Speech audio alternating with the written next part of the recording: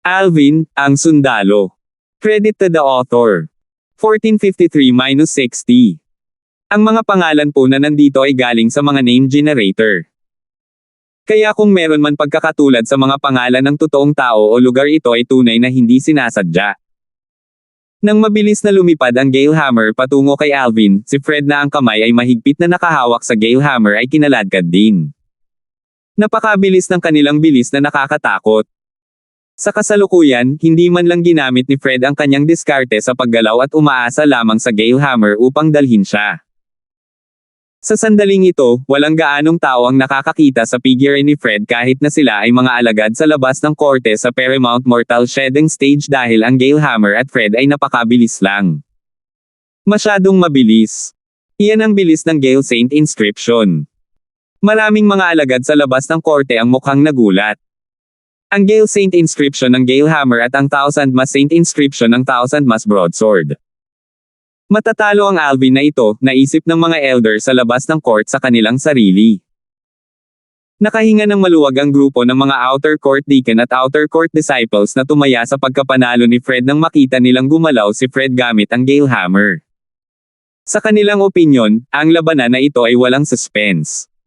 Tungkol sa kapangyarihan, taglay ni Fred ang Thousand Mas Broadsword na nanalo kay Alvin. Tungkol sa bilis, si Fred ay nagtataglay ng Gale Hammer na nanalo din kay Alvin. Lakas man o bilis, si Alvin ay mas mahina kaysa kay Fred. Nagsisimula na siyang matalo. Hindi lamang ganoon ang naisip ng mga diakono sa labas ng hukuman at mga alagad sa labas ng korte, ngunit ang ibang mga nanunood ay nagbahagi rin ng parehong ideya. Nadama ng lahat na hindi magbabago ang sitwasyon sa puntong ito. Natural, walang tiyak sa buhay. Palaging may mga pagbubukod. Ang pagbubukod na iyon ay isang alagad sa labas ng korte na dating nasa top 100 sa outer court ng Moon Illumination Sect. Nakipag-away siya kay Alvin 2 buwan na ang nakararaan nang si Alvin ay kakapasok lang sa Moon Illumination Sect. Ang alagad na ito sa labas ng korte ay si William. 2 buwan na ang nakakaraan, gusto niyang i-blackmail si Alvin na kara-rating lang sa Moon Illumination Sect ngunit sa halip ay lubusang natalo. Bilang isa sa mga kasangkot na partido, ang kakaibang eksenang nangyari ay napaka-memorable sa kanya. Sa kanyang isip, napagpasyahan niya na si Alvin ay may alam na demonyong pamamaraan. Kung hindi, paano niya maililipat ang kanyang pag-atake ng 2 beses? Pagkatapos ng labanang iyon, maraming beses niyang ipinaliwanag ito sa mga taong nakapaligid sa kanya, ngunit walang naniwala sa kanya. Inakala nilang lahat na siya ay isang masakit na talunan at sinadyang gumawa ng dahilan tungkol sa pag-alam ni Alvin ng isang demonyong pamamaraan. Siya lang ang nakakaalam na nagsasabi siya ng totoo. Noong nilabanan ni Alvin si Fabian 1 buwan na ang nakakaraan, naisip niyang magkakaroon siya ng pagkakataong ilantad ang katotohanan na alam ni Alvin ang isang demonyong pamamaraan. Gayunpaman, hindi niya inaasahan na matatalo ni Alvin si Fabian sa kanyang sariling lakas nang hindi gumagamit ng demonyong pamamaraan. Samantala, si Fred ay sumusugod kay Alvin gamit ang Gale Hammer. Sa napakahalagang sandali, halos lahat ay nag-isip na si Alvin ay matatalo. Si William lang ang nag-iisip na magbabago ang sitwasyon. Sa makatuwid, mula sa sandaling gumalaw si Fred gamit ang Gale Hammer, ang kanyang mga mata ay nakatuon kay Alvin. Sa katunayan, may natuklasan siyang kakaiba habang tinitigan siya ng mataman. Natuklasan niya, sa sandaling ito, isang maliit na itim na whirlpool ang lumitaw sa kaliwang pupil ni Alvin kahit na siya ay nakatayo sa malayo. Mabilis itong umiikot at tila hinihigop ang kanyang kaluluwa nang tingnan niya ito. Akala ko hindi ko na kailangang gumamit ng strange pupil para patayin si Fred. Bumantong hininga si Alvin sa loob. Hindi niya sinadyang gamitin ang nakakabaliw na makapangyarihang strange pupil. Gayunpaman, ang pares ng Saint Weapons na may 2-star Saint Inscription sa mga kamay ni Fred ay napakalakas kaya naantala at sinira nito ang dati niyang ideya. Siguradong mamamatay siya kapag hindi niya ginamit ang strange pupil. Kapag na-activate na ang strange pupil, ang Fred at ang Gale Hammer na sa una ay mukhang mabilis ay nagsimulang bumagal sa kaliwang mata ni Alvin. Natural, ang kanyang espiritual na enerhiya ay nagsimulang maubos din ng mabilis. Dapat sabihin na si Fred ay talagang kumikilos ng napakabilis. Mas tumpak, ang Gale Hammer ay gumagalaw ng napakabilis. Bagamat nailabas na ni Alvin ang buong kapangyarihan ng Strange Pupil, ang Gale Hammer, kasama si Fred na mahigpit na nakahawak dito, ay dumating pa rin sa harapan niya sa isang kisap mata. Mamatay. Si Fred na mabilis na papalapit kay Alvin ay hindi binawasan ang bilis ng Gale Hammer. Sa halip, bumaril ito sa kanya na parang bola ng kanyan. Bukod dito, kahit ang 1,000 mas broadsword sa kabilang kamay niya ay muling bumagsak tulad ng Mount Tai. Sapat na ang puwersa para idiin ang ulo ni Alvin pababa. Boom! Boom! Boom! Ang dumadagindong na tunog ng mga pagsabog ng hangin ay umalangaw-ngaw pagkatapos ng broadsword na may 1,000 mas saint inscription. Nakakadugo. Kung ang isa ay tamaan niyan, ang isa ay agad na saysubog sa ambon ng dugo at mamamatay ng walang bangkay. Hindi maraming mga alagad sa labas ng korte ang nakahuli sa paggalaw ni Fred. Gayunpaman, ang mga alagad na iyon sa loob ng korte na magagawa, ay pumikit na para bang hindi nila matiis na panoorin ang susunod na mangyayari. Para naman sa grupo ng mga elder sa labas ng court, bukod kay Cedric na mukhang excited, ang iba ay hindi maiwasang umiling. Ang langit ay naiinggit sa mga batang talento. Maraming tao ang bamaantong hininga sa loob. Mamatay! Mamatay! Tiningnan ni Wyatt si Alvin na parang ayaw niyang makaligtaan ang anumang kaunting detalye ng pagpatay niya kay Alvin.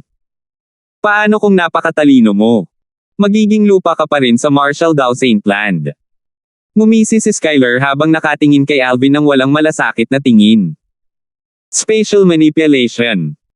Sa sandaling akala ng halos lahat ay mamamatay na si Alvin, pinakawalan ni Alvin ang buong potensyal ng Strange Pupil habang matamang nakatitig sa 1,000 mas broadsword at Gale Hammer sa mga kamay ni Fred.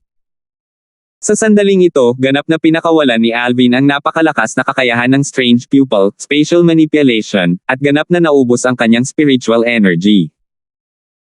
Nang maubos ni Alvin ang kanyang espiritual na enerhiya na nagresulta sa pakiramdam na walang laman ang kanyang ulo, ang 1,000 mas broadsword na nasa kamay ni Fred ay kakaibang lumipat sa tabi ni Alvin at bumagsak tulad ng isang matayog na bundok sa matibay na palapag ng martial arts practice field habang ang isang nakakatakot na puwersa ay tumangay palabas.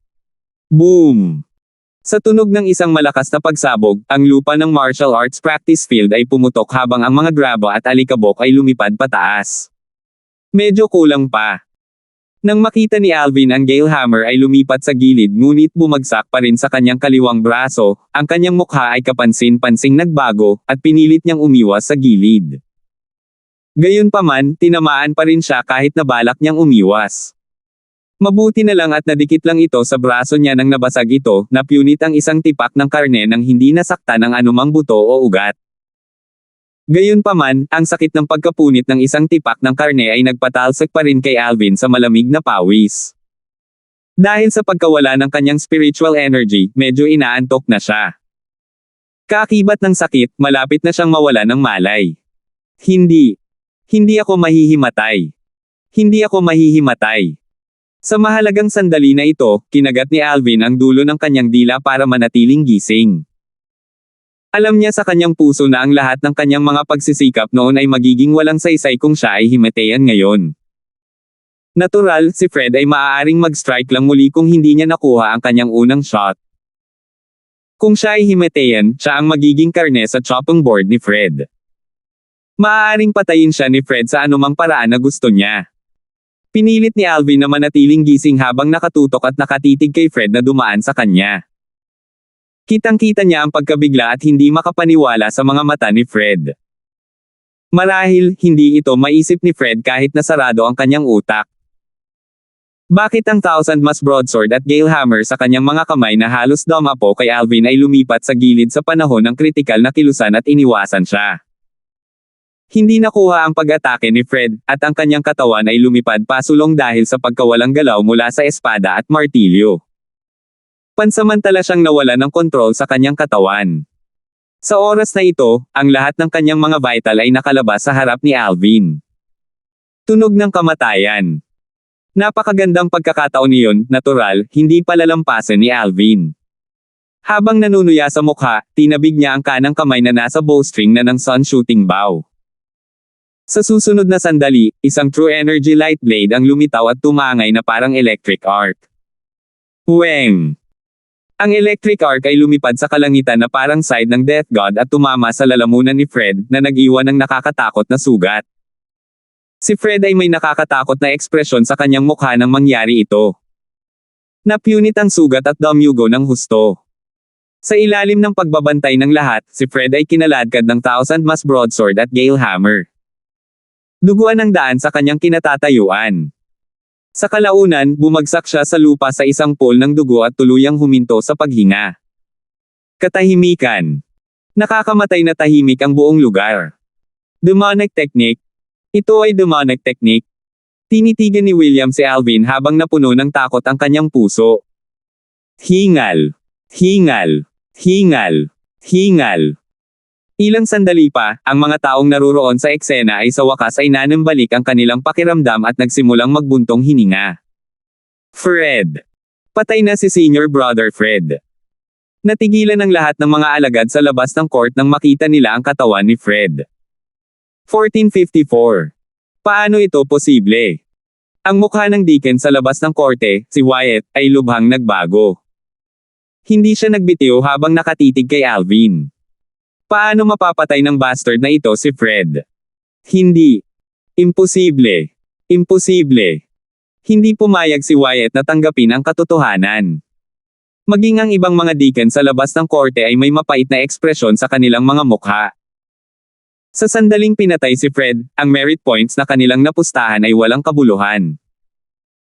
Isang alagad sa labas ng korte ang humampas sa kanyang dibdib at pinapadyak ang kanyang mga paa habang patuloy niyang sinasabi, ang aking 1,000 merit points. Wala na. Wala na. Naglakas loob ka pa ring sumigaw tungkol dito kapag 1,000 merit points lang. Nawala ko ang 3,000 merit points. Ang disipulo sa labas ng court na katabi niya ay pumutol na may malungkot na ekspresyon sa kanyang mukha. For a time, lahat ng outer court disciples na naglagay ng kanilang taya kay Fred ay may kahabag-habag na ekspresyon sa kanilang mga mukha. Nang mamatay si Fred, wala na ang kanilang merit points. Hindi na ito babalik sa kanilang crystal card. Sa sandaling ito, lahat sila ay parang mamatay. Walang silbi si Fred. Isa siyang powerhouse sa Earth ranking. Ni hindi niya kayang manalo laban sa isang alagad sa labas ng korte na sumali sa sekta 2 buwan na ang nakakaraan. Ayan. Napakawalang kwenta. Isang powerhouse sa Earth ranking na nagtataglay ng 2 Earth rank Saint weapons na may 2-star Saint inscriptions ay namatay sa kamay ng isang bagong disipulo ng sekta. Nakakahiya. Ang lahat ng mga alagad sa labas ng korte na natalo dahil kay Fred ay nagsimulang sampain siya. Paano ito posible? Ang ngiti sa mukha ni Cedric ay matagal nang nawala at napalitan ng malungkot na ekspresyon. Hindi niya moari kung bakit ganito ang kinalabasan kahit gaano pa niya ito pinag-isipan. Sa kanyang lakas, natural, hindi niya pinalampas ang alinman sa mga galaw ni Fred. Malinaw na ang pag-atake ni Fred ay pupunta kay Alvin kanina. Gayunpaman, sa kritikal na sandali, ang pag-atake ni Fred ay hindi nakuha nang bigla itong lumipat sa tabi ni Alvin. Para bang sadyang inilantad niya ang kanyang sarili bago patayin si Alvin. Sa sandaling ito, isang ideya ang lumitaw sa kanyang isipan. Baka gusto ni Fred na mamatay. Gayunpaman, nagbago ang landas ng kanyang pag-iisip, at nadama niya na imposible ito. Si Fred ay isang powerhouse ng Earth ranking, at mayroon siyang magandang kinabukasan. Paano kaya siya ma-depress? Bukod dito, matagal na niyang narinig ang isang hindi pa nakumpirmang chismis tungkol sa kung paano ang 5 disipulo sa labas ng korte na nirerango sa top 5 at ang Earth ranking ay lihim na kinuha bilang mga direktang disipulo ng mga gumagawa ng desisyon na may pinakamataas na posisyon sa sekta. Bagamat siya, si Cedric, ay isang elder ng outer court, hindi pa rin siya maaaring maging tagapas siya na may mataas na posisyon sa sekta. Si Grand Elder Johnny ang nag-iisang mula sa panlabas na sekta na naging tagapas siya at may mataas na posisyon sa sekta. Matapos makita ni Cedric ang 1,000 Mass Saint inscription sa Saint weapon sa kamay ni Fred, halos sigurado siyang totoo ang chismis na narinig niya. Malamang ay may guru si Fred na may mataas na posisyon sa Moon Illumination sect. Dahil dito, naramdaman niyang imposibleng magpakamatay si Fred. Kung ganoon, lahat ng kakaibang nangyari ay dulot ng taong pumatay kay Fred. Alvin. Ang mga mata ni Cedric ay tila makakapagpaputok kapag tumingin siya kay Alvin. Sa sandaling maalala niya kung paano ang kanyang 360,000 merit points ay pagmamayari na ngayon ni Alvin, naramdaman niya ang pag-akyat ng demonyong apoy mula sa ilalim ng kanyang mga paa hanggang sa kanyang ulo. Kahapon, tinanggap lang ni Alvin ang aking taya sa lahat ng matatanda sa labas ng korte. Obvious naman na sinusubuan niya ako.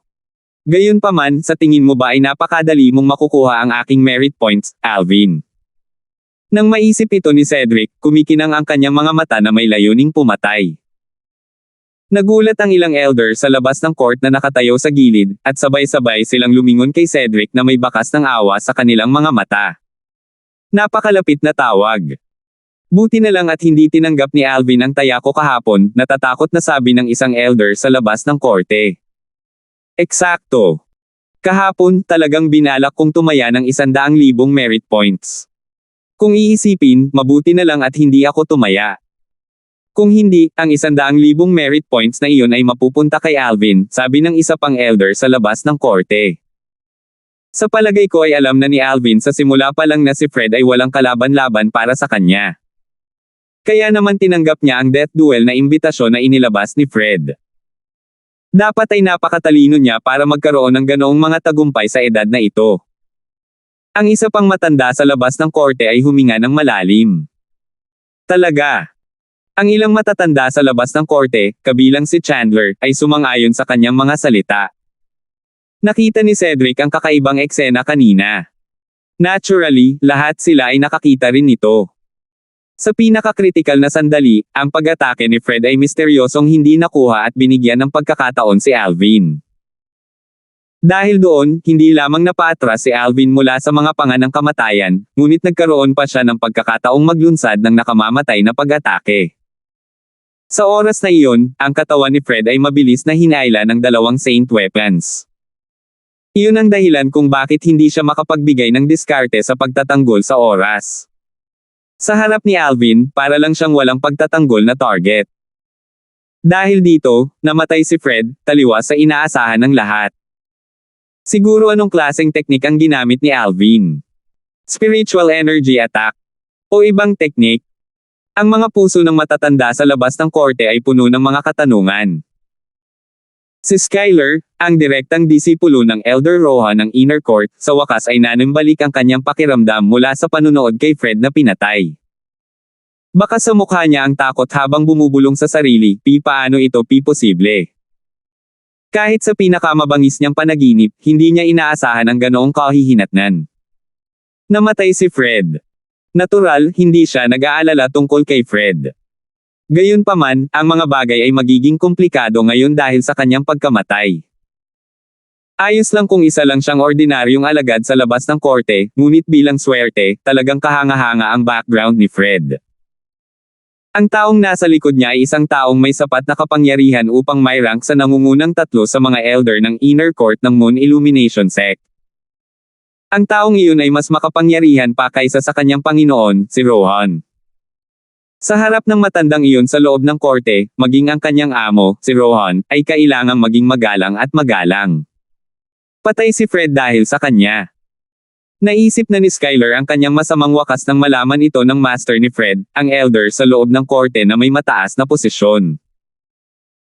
Isantibi ang katotohanan na ang kanyang Panginoon ay ganap na ngayong nakatutok kay Loki at hindi na siya pinapahalagahan gaya ng dati, ang kanyang Panginoon ay hindi pa rin nanganganib na masaktan ang amo ni Fred para sa kanyang kapakanan kahit na noon pa man.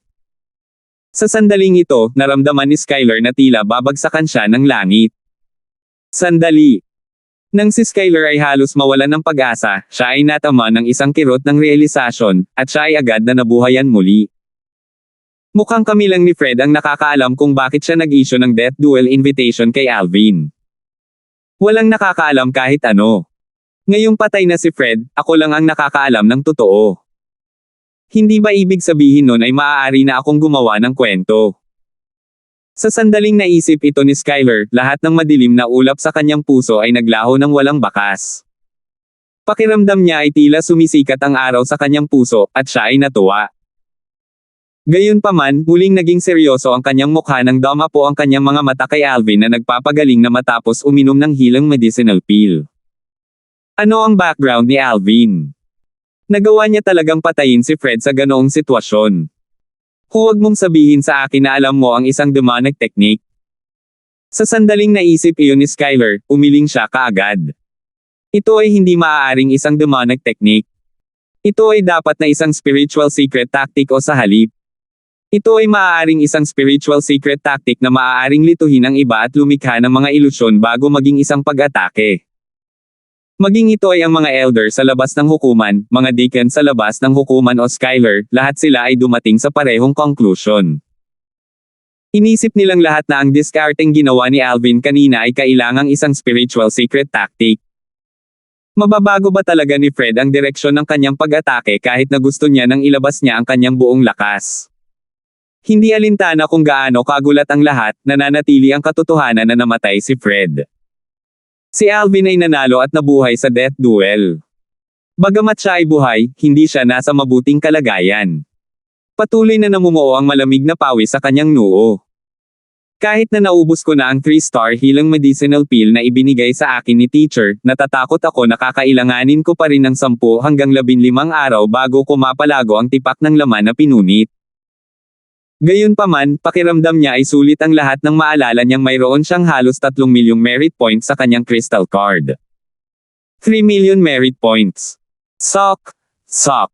Mukhang wala na akong mapapalitan ngayon sa Moon Illumination Sect. Si Alvin ay lihim na nasiyahan kahit na siya ay naliligo sa malamig na pawis. Oo. Mga saint weapon ng Fred.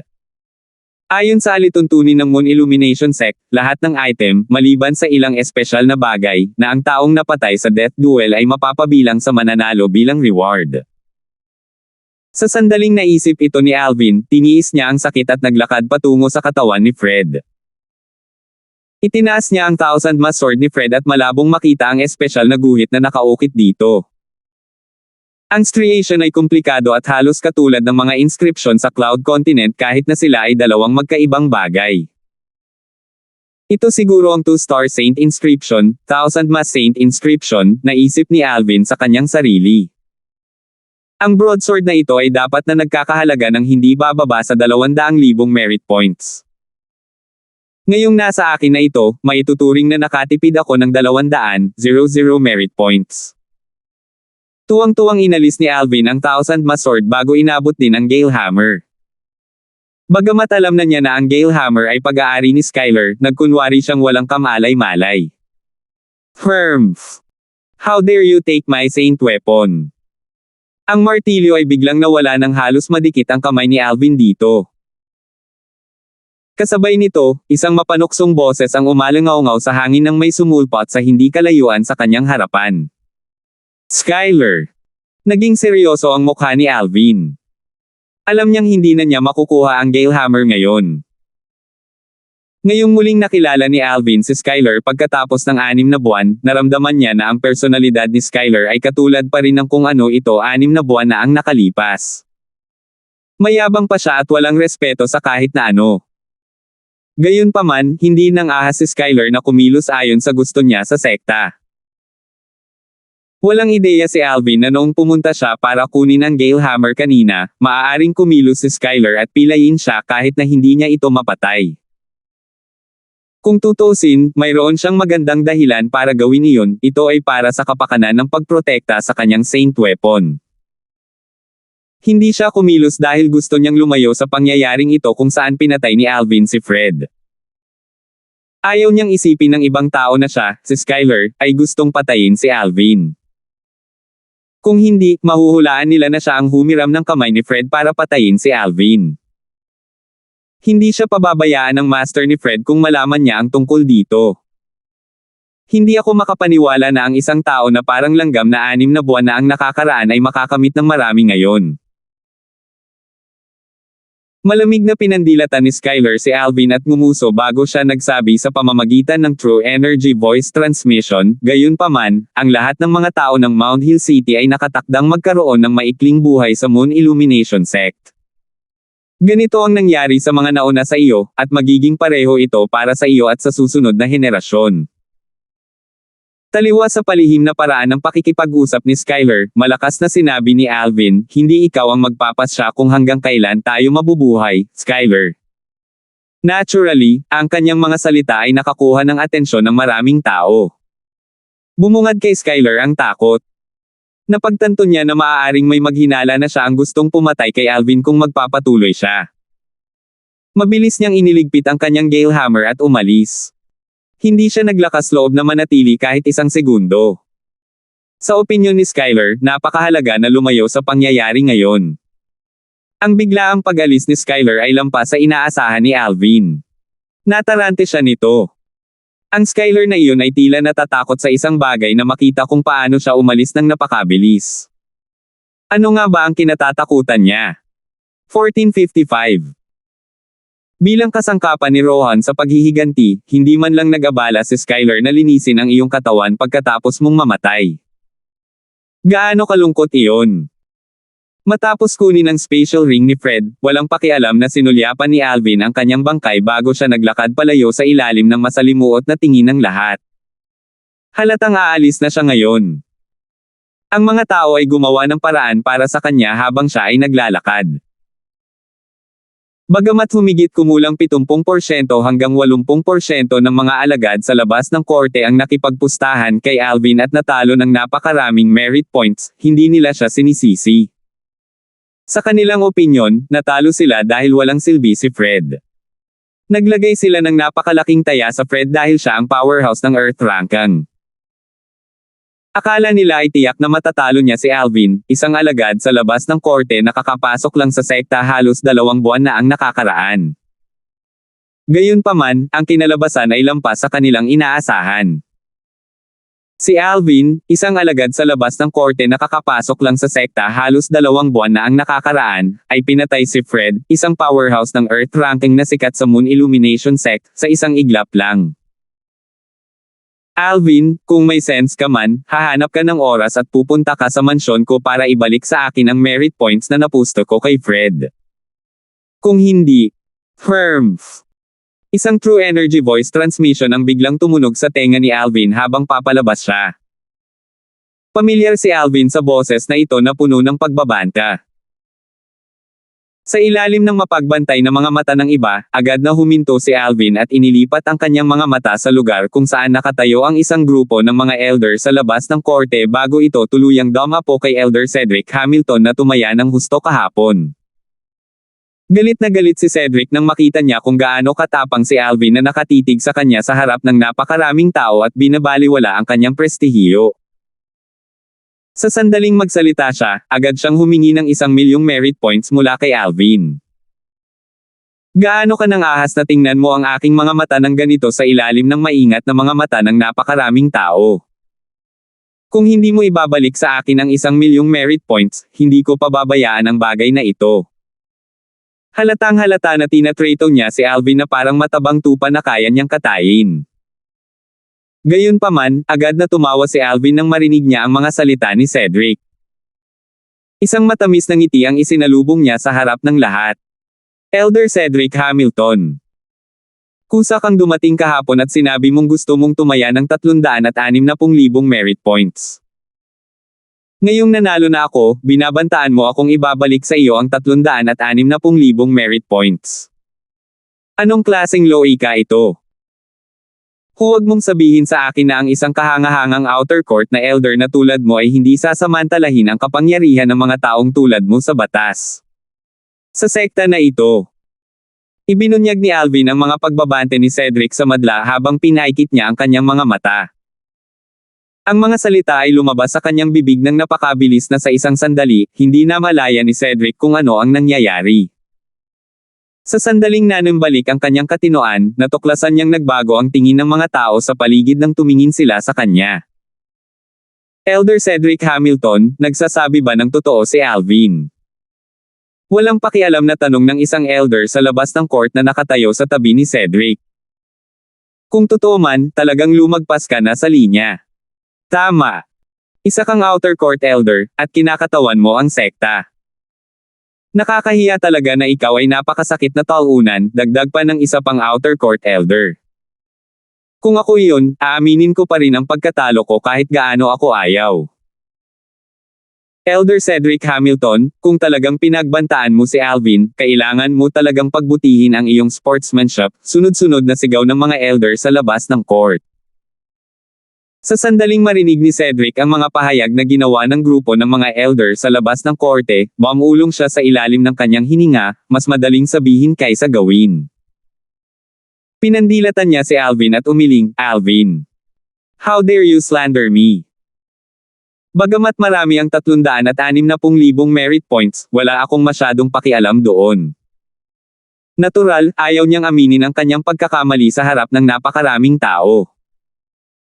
Maaari itong maging sanhi ng pagkawala ng kanyang posisyon bilang isang matanda sa labas ng korte. Slander. Malamig na ngumiti si Alvin.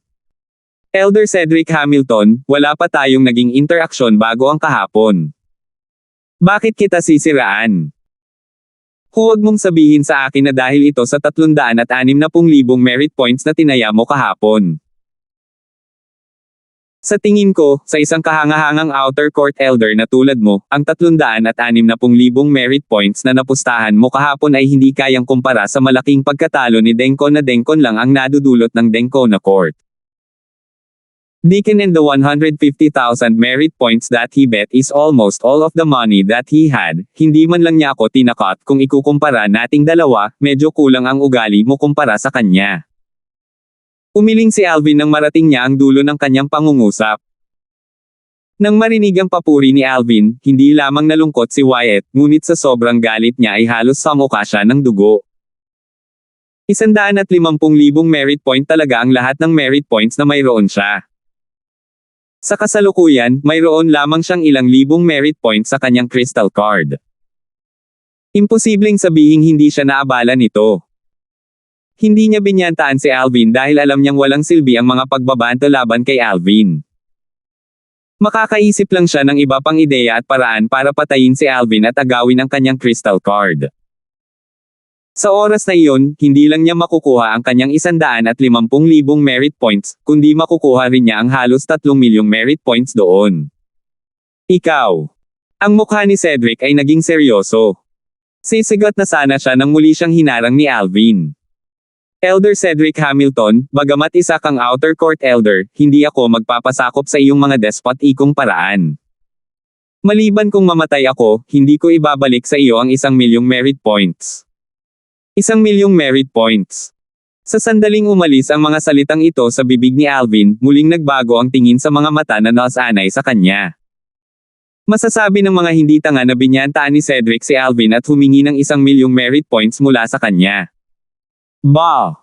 And to think na isa talaga siyang outer court elder. Nakakahiya talaga siya sa outer court. Tama. Bagamat isa lang akong ordinaryong alagad sa labas ng korte, handa pa rin akong aminin ang pagkatalo. Kahangahangang tao. Naglakas loob siyang gamitin ang kanyang pagkakakilanlan bilang isang elder sa labas ng korte para takutin si senior brother Alvin at hilingin na ibalik ang kanyang merit points. Bukod dito, gusto niyang bigyan siya ni Alvin ng 1,000,000 merit points. Hindi ba't sinusubukan niyang manloko? Paano magkakaroon ng ganoong kagandang bagay sa mundong ito? Ang grupo ng mga alagad sa labas ng korte na nakipagpustahan din ay ibinato sa kanya ang lahat ng uri ng insulto. Wala na silang pakialam kung si Cedric ay isang elder o hindi. Inilabas nila ang lahat ng galit na naipon nila. Napatulala si Cedric. Sa kasalukuyan, ang sitwasyon ay nawala sa kanyang kontrol. Alvin, hindi mo ba alam na sa pamamagitan ng paninirang puri sa matataas na opisyal ng sekta, mapaparusahan ka ng mahigpit ng sekta? Putol ni Cedric na may seryosong ekspresyon sa kanyang mukha. Ang kanyang boses na naglalaman ng true energy ay nilunod ang kaguluhan sa paligid. Slander. Ngumisi si Alvin. Elder Cedric Hamilton, paulit-ulit mong sinasabi na sinisiraan kita. Siguro kung maglakas loob ka bang manampo gamit ang tribulation oath para patunayan na hindi mo ako pinagbantaan. Sinabi ko na ngang hindi kita pinagbantaan. Sino ka sa tingin mo? Sa tingin mo ba karapat-dapat kang manampo ako para sa iyo? Cedric ngumuso ng mapang-asar. Tama. Isa kang kahangahangang outer court elder at hindi mag-aabala na manampo para sa akin. Kung ganoon, susumpa ako gamit ang Tribulation Oath na kung maling akusahan ka, handa akong hampasin hanggang mamatay ng parusang kidlat ng 99 Heavenly Tribulation. Natural, si Alvin ay may sariling countermeasure para harapin ang walang hiyang gawa ni Cedric. Si Huang Chen ay may nakakatakot na ekspresyon sa kanyang mukha habang tinutusok ni Alvin ang kanyang daliri at isang patak ng sariwang dugo ang tumaas sa langit. Boom! Boom! Boom! Siyam na palagpak ng kulog ang umalangaw-ngaw sa kalangitan. Iyon ang Tribulation Oath, ang 99 Heavenly Tribulation, na nagpapatotoo sa panunumpa ni Alvin. Gayunpaman, walang parusang kidlat na dumating upang tamaan si Alvin hanggang mamatay. Sabay-sabay na naging malinaw sa mga tao kung sino ang nagsasabi ng totoo sa kanilang dalawa. Hingal! Hingal! Hingal! Ang karamihan ay nakatingin kay Cedric na may kakaibang tingin ngayon. Bago ito, hindi sila 100% tiyak na binyantaan ni Cedric si Alvin. Gayunpaman, wala na silang pagdududa ngayon na si Alvin ay nanumpa na. Ang Tribulation Oath ay hindi magsisinungaling. Iyon ang prestihiyo ng langit. Gaya nga ng kasabihan, pinagmamasid ng Diyos ang iyong ginagawa. Walang pinapaboran ang langit. Sa kasalukuyan, kahit na ang grupo ng mga elder sa labas ng korte, kabilang si Chandler, ay nagsimulang dumistansya kay Cedric, parehong sinadya at hindi sinasadya. Para bang nasumpungan nilang kaiyahiya ang pagsama-sama kay Cedric dahil lahat sila ay mga elder sa labas ng korte. Namula ang mukha ni Cedric sa galit. Para sa isang sandali, siya ay hindi nagkaroon ng anumang comeback sa lahat. Mula sa sandaling iyon ay hayagang nanumpa si Alvin sa pamamagitan ng Tribulation Oath, alam niyang wala nang maniniwala sa kanya. Walang kwenta kahit anong sabihin niya. Alvin, huwag mo akong bigyan ng pagkakataon na patayin ka. Galit na sinabi ni Cedric sa pamamagitan ng True Energy Voice Transmission habang galit na nakatingin kay Alvin. Pagkatapos noon, lumipad siya at naglaho sa harap ng mga mata ng karamihan. Bagamat narinig ni Alvin ang mga pagbabante ni Cedric, siya ay kalmado at hindi ito naabala. Kahit na hindi nangyari ang insidente, sa pagiging maliit ni Cedric, hindi niya hahayaang umalis si Alvin kung hindi niya ibinalik sa kanya ang 360,000 merit points. Kung ganoon nga ang kaso, bakit siya matatakot? Muling napabuntong hininga ang mga tao nang makita nilang tumakas si Cedric sa eksena nang hindi nagbibigay ng paliwanag. Walang hiya. Gaano siya kawalan GA? Bakit hindi ko alam na si Elder Cedric Hamilton ay talagang isang hanggal na tao bago ito? Dapat kong sabihin na ang ganitong uri ng tao ay hindi karapat-dapat na maging isang matanda sa labas ng korte. Isa lamang siyang kahihiyan sa panlabas na hukuman. Ang grupo ng mga alagad sa labas ng korte ay tila labis na naapektuhan sa pangyayari ni Alvin habang lahat sila ay nagpakawalan ng sunod-sunod na sumpa. Lahat. Salamat sa iyong suporta, anunsyo ni Alvin. Ang boses niya na naglalaman ng True Energy ay nilunod ang ingay sa eksena. Naisip ko ito kanina, at pakiramdam ko ay hindi rin naging madali ang lahat sa inyo. Kaya naman, bukod kina Elder Cedric Hamilton at Deacon Deng, ibabalik ko ang kalahati ng merit points na napustahan ninyong lahat. Bukas ng tanghali, sa training field na ito, mangyaring dalhin ang nakasulat na pangako sa inyong kamay at hanapin ako. Ibabalik ko sa inyo ang inyong merit points. Ang boses ni Alvin ay kumalat. Talaga. Mabuhay si Senior Brother Alvin. Salamat, Senior Brother Alvin. Talagang mabuting tao si Senior Brother Alvin. Talagang handa niyang ibalik sa amin ang aming merit points. Nang marinig ang mga salita ni Alvin, ang grupo ng mga alagad sa labas ng korte ay napuno ng kagalakan. Bawat isa sa kanila ay lubos na nagpapasalamat sa kanya. Nang marinig ito ng grupo ng mga deacon sa labas ng korte, agad ding nagliwanag ang kanilang mga mata. Alvin! Bakit ako hindi kasama? Galit na sigaw ni Wyatt. 1456. Bakit? Bueno, dahil gusto ko lang. Walang pakialam na sagot ni Alvin, na naging dahilan ng halos magsuka si Wyatt ng dugo. Ikaw. Galit na galit si Wyatt. Magsasalita na sana siya muli nang pigilan siya ni Alvin. Tumingin si Alvin sa paligid niya at sinabi sa mga tao, lahat. Hinihiling na patay na ako ng Wyatt na ito kahit na natalo ko ang kanyang pamangkin at sinisisi ako sa kanyang pagkabigo na makapasok sa sekta.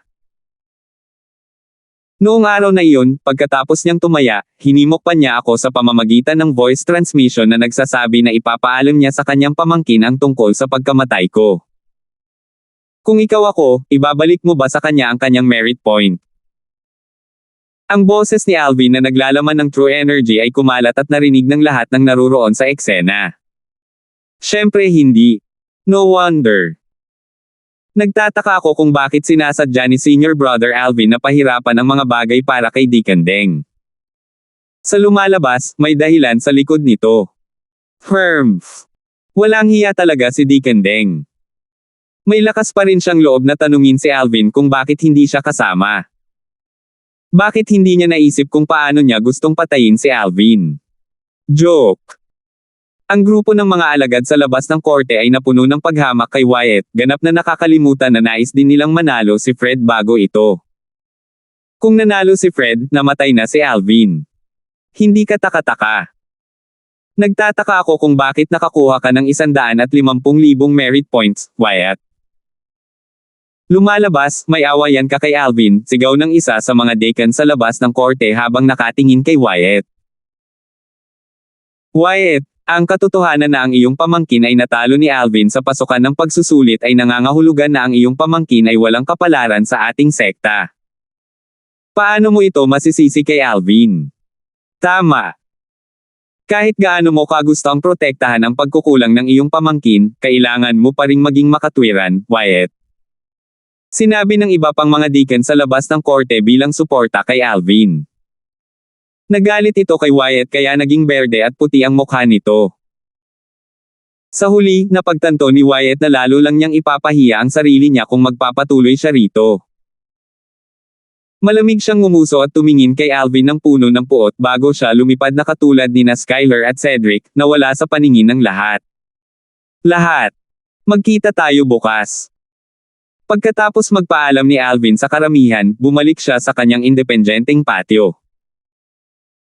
Ang grupo ng mga tao sa larangan ng pagsasanay, lalo na ang mga deacon at disipulo sa labas ng korte na nakipagpustahan kay Alvin, ay natagpuan na ang kanyang silhwete ay lubhang kaakit-akit gaano man sila tumingin sa kanya.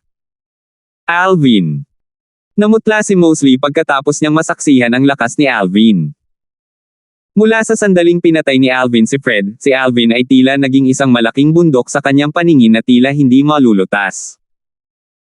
Mukhang ganap na makatwiran ang pagkatalo ko sa kanyang mga kamay 2 buwan na ang nakakaraan. Napangiti si Joey na nagmula sa City Governor's Estate ng Jarlan City. Taos-puso siyang nakumbinsi sa lakas ni Alvin at hindi na nang ahas na maghayganti. Matapos bumalik si Alvin sa independenteng patio, ngumiti siya ng pilit. Masyado ba akong mapagbigay?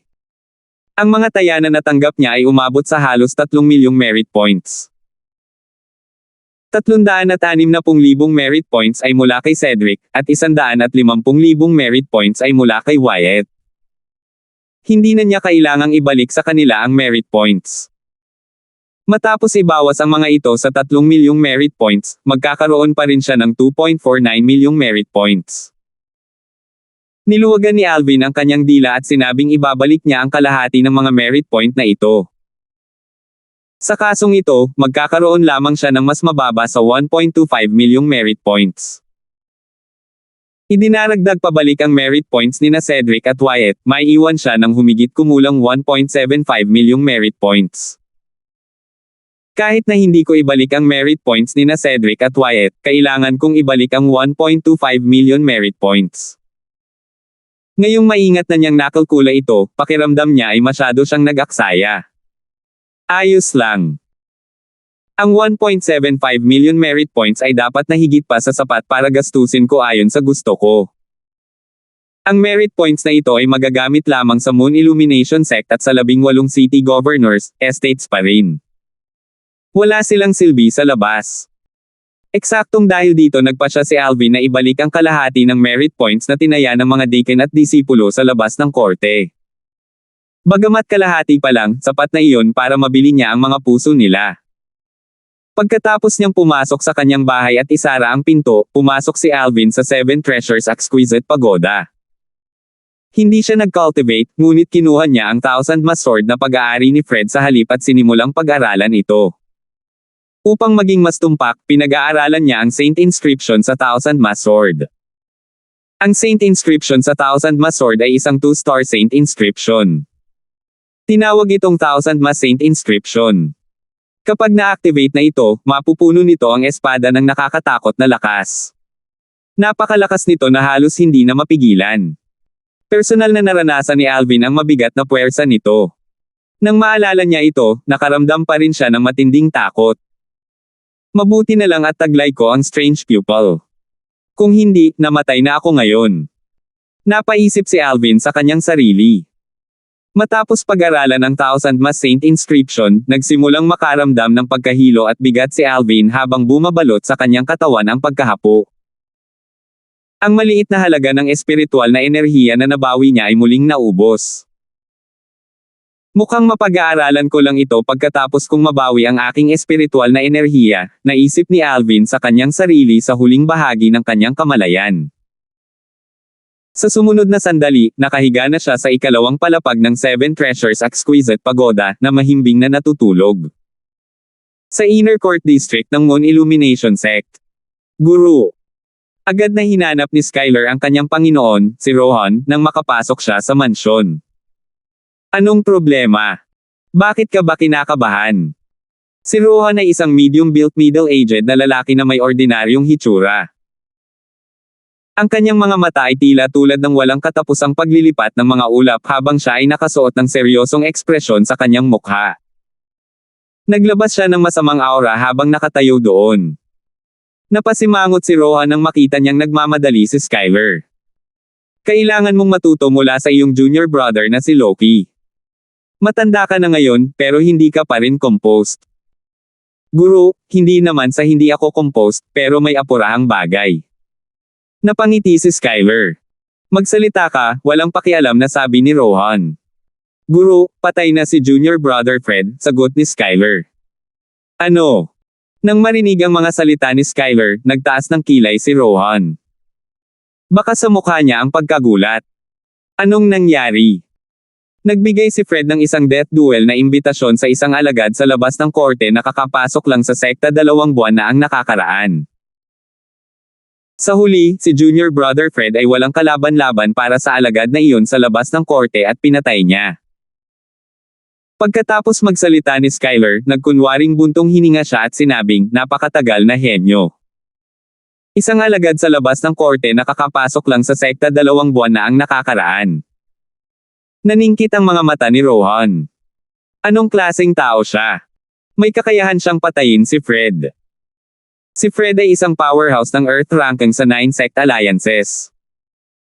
Kahit na siya ay nireranggo lamang sa ibaba ng Earth ranking, isa pa rin siyang martial cultivator na nakatayo sa tuktok ng Paramount Mortal Shedding Stage sa 9 sect alliances. Ang kanyang lakas ay higit sa iba.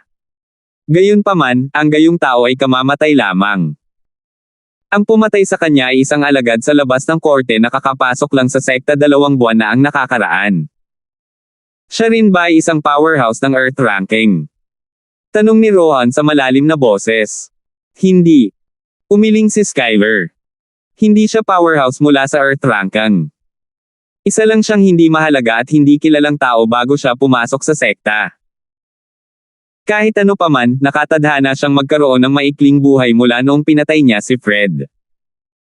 Malamig na bumantong hininga si Rohan bago siya tinamaan ng matinding realisasyon. Bumantong hininga siya sa malalim na boses, si Elder Ferlan ay nasa closed-door cultivation ngayon kaya malaki ang posibilidad na hindi siya lalabas ng ganoon kaga. Kung maaalis natin ang taong pumatay kay Fred, magagawa natin siyang pabor. Sa tingin ko rin. Tumango si Skylar. Bukod sa pagperot ng mga ideya, ano pa ang alam mo? Ngumisi si Rohan. Hindi siya naniniwalang makakaisip si Skylar ng ganoong ideya sa kanyang sarili. Master, hindi lang ako nagbibiro ng ideya. Sa totoo lang, kahit na hindi pinatay ng taong iyon si junior brother Fred, gagawin ko ang lahat para mawala siya. Hindi ko lang inaasahan na papatayin niya si Junior Brother Fred bago ko siya mapatay. Napangiti si Skyler, ngunit nang marating niya ang dulo ng kanyang pangungusap, nagningning ang kanyang mga mata na may layuning pumatay. Ano? May awayan ka sa taong iyon. Kumunat ang noo ni Rohan bago siya tinamaan ng matinding realisasyon. Agad namang natakot ang ekspresyon niya. Skyler. Huwag mong sabihin sa akin na nagdagdag ka ng panggatong sa apoy at nag-udyok kay Fred na mag-issue ng death duel na imbitasyon sa taong iyon. Hindi ko ginawa. Mabilis na umiling si Skyler bilang pagtanggi. Alam na alam niya kung inamin niya ito, matinding kasawian ang mararanasan niya. Ngumisi siya sa loob.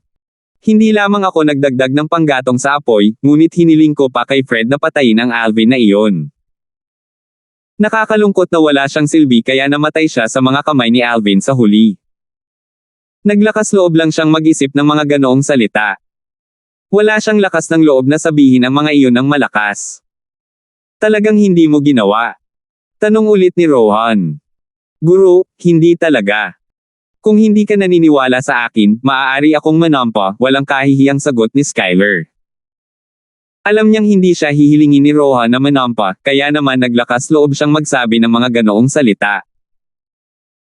Dapat aminin na ang paraan ni Skyler sa paggawa ng konsesyon upang umabant ay talagang epektibo dahil hindi na siya pinaghihinalaan ni Rohan. Alam mo ba kung bakit nagalit si Fred sa taong iyon? Narinig ko na binanggit ito ni Junior Brother Fred dati, sagot ni Skyler, mukhang pagkatapos talunin ng taong iyon ang dalawang alagad sa labas ng court na nireranggo sa top 100 sa outer court, itinuring niya ang lahat na nasa ilalim niya at kinausap pa niya si Junior Brother Fred. At saka, kinutya pa niya si Junior Brother Fred at naging dahilan para lumipad siya sa galit ni Junior sa galit ni Feng, nagpa siya si Junior sa galit sa kanyang fan, dahil sa kahihiyan, nagpa siya si Junior sa galit ng fan, si Junior sa kahihiyan. Imbitasyon ng death duel. Pinakawalan ni Skyler ang kanyang dila ng walang pagpipigil. Pinag-isipan niyang mabuti ito sa kanyang paglalakbay pabalik. Dahil patay na si Fred, masasabi niya ang anumang gusto niya. Kung gayon, bakit ka nakipag-away sa kanya? Tanong ni Rohan na nakakunot ang noo. Master, napagkamalan mo ako. Wala akong away sa kanya. Napangiti si Skyler. Kung gayon, ano ang ibig sabihin ng iyong mga salita? Si Rohan ay medyo naiinip na ngayon. Master, sabi ko hahanap ako ng pagkakataon para mawala siya kahit na walang ginawa si Junior Brother Fred dahil sa kanyang pinanggalingan. Ang kanyang pinanggalingan ay nagpasya na siya lang ang ating kaaway at hindi ang ating kakampi. Sagot ni Skyler. Atin. May kinalaman sa akin. Hindi pa pinagsama ni Rohan ang mga puzzle. Guro, ang lalaking iyon ay tinatawag na Alvin. Katulad ni Junior Brother Loki, siya ay nagmula sa City Governor's Estate ng Mount Hill City. Tila siya ang disipulo ni Clark. Naglabas ng malaking pain si Skyler sa kritikal na sandali. Mount Hill City. Clark. Gaya ng inaasahan, ang mukha ni Rohan ay naging ganap na seryoso sa isang iglap. 1457. Sigurado ka bang nagmula siya sa City Governor's Estate ng Mount Hill City at siya ay disipulo ni Clark? Tanong ni Rohan sa kanyang malalim na boses habang ang kanyang mga mata ay kumikinang ng maliwanag. Nahirapan siyang paniwalaan ito. Hindi lamang kinuha ni Clark si Loki, isang natatanging henyo na martial cultivator, bilang isang disipulo, ngunit kinuha niya ang isang mas pambihirang martial cultivator bilang isang disipulo pagkatapos ni Loki. Anong klaseng swerte iyon? Bakit siya, Rohan, ay hindi nagkaroon ng ganoong swerte? Kung ang taong iyon na nagngangalang Alvin ay kakapasok lang sa outer court 2 buwan na ang nakakaraan, nangangahulugan ito na dapat ay mas bata siya sa 40 taong gulang. Ang katotohanang nagawa niyang patayin si Fred ay higit pa sa sapat upang ipakita ang kanyang likas na talento na higit pa kay Loki, ang kanyang direktang disipulo na ipinagmamalaki niya. Kung alam niya ang tungkol sa pag-iral ni Alvin ng mas maaga, kinuha niya sana siya bilang isang disipulo at tretuhin siya tulad ng pagtrato niya kay Loki. Gayunpaman, hindi na ito posible. Ito ay dahil pinatay niya si Fred, ang direktang disipulo ni Elder Furlan. Ang lakas ni Elder Ferlan ay maaaring ituring na nasa nangungunang tatlo sa mga elder sa loob ng korte sa Moon Illumination Sect. Siya ay isang tao na kahit si Rohan ay kailangang purihin at pakiusapan. Gaano man siya katapang, hindi pa rin siya naglakas loob na tanggapin ang taong pumatay sa direktang disipulo ni Elder Ferlan bilang kanyang sariling disipulo. Master, na-encounter ko siya 6 na buwan na ang nakararaan nang pumunta ako para ibalik dito si Junior Brother Loki. Noon, hindi ko alam na mas mataas pa pala ang likas niyang talento kaysa kay Junior Brother Loki. Kung hindi, ibinalik ko rin siya. Si Skyler ay sinusundan si Rohan sa loob ng napakaraming taon, natural na alam niya ang iniisip ni Rohan at alam kung paano siya purihin. Kung alam niya ng mas maaga na napakagaling ni Alvin, pinatay niya sana siya 6 na buwan na ang nakakaraan nang pumunta siya sa City Governor's Estate ng Mount Hill City. Nanghihinayang siya sa tuwing naiisip niya ito. Nakakalungkot na walang lunas sa panghihinayang sa mundong ito. Gaya ng inaasahan, sa sandaling marinig ni Rohan ang mga salita ni Skyler, bahagyang lumambot ang kanyang mukha. Gayunpaman, mas naging matalim ang tingin sa kanyang mga mata. Hindi talaga ako makapaniwala na napakaswerte ni Clark. Nakahanap talaga siya ng 2 disipulo na may ganoong kataas na likas na talento. Anong kabutihan ang ginawa niya? Ang layuning pumatay sa mga mata ni Rohan ay tumindi nang marating niya ang dulo ng kanyang pangungusap. Sa una, iniligtas ko ang kanyang buhay dahil hindi ko akalain na makakabalik siya. Gayunpaman, tila ako ay lubos na nagkamali. Kung lalakas pa si Alvin, tiyak na magiging banta siya sa buhay ko. Guro, kailangan mo ba akong pumunta sa City Governor's Estate ng Mount Hill City at patayin ang Clark na iyon?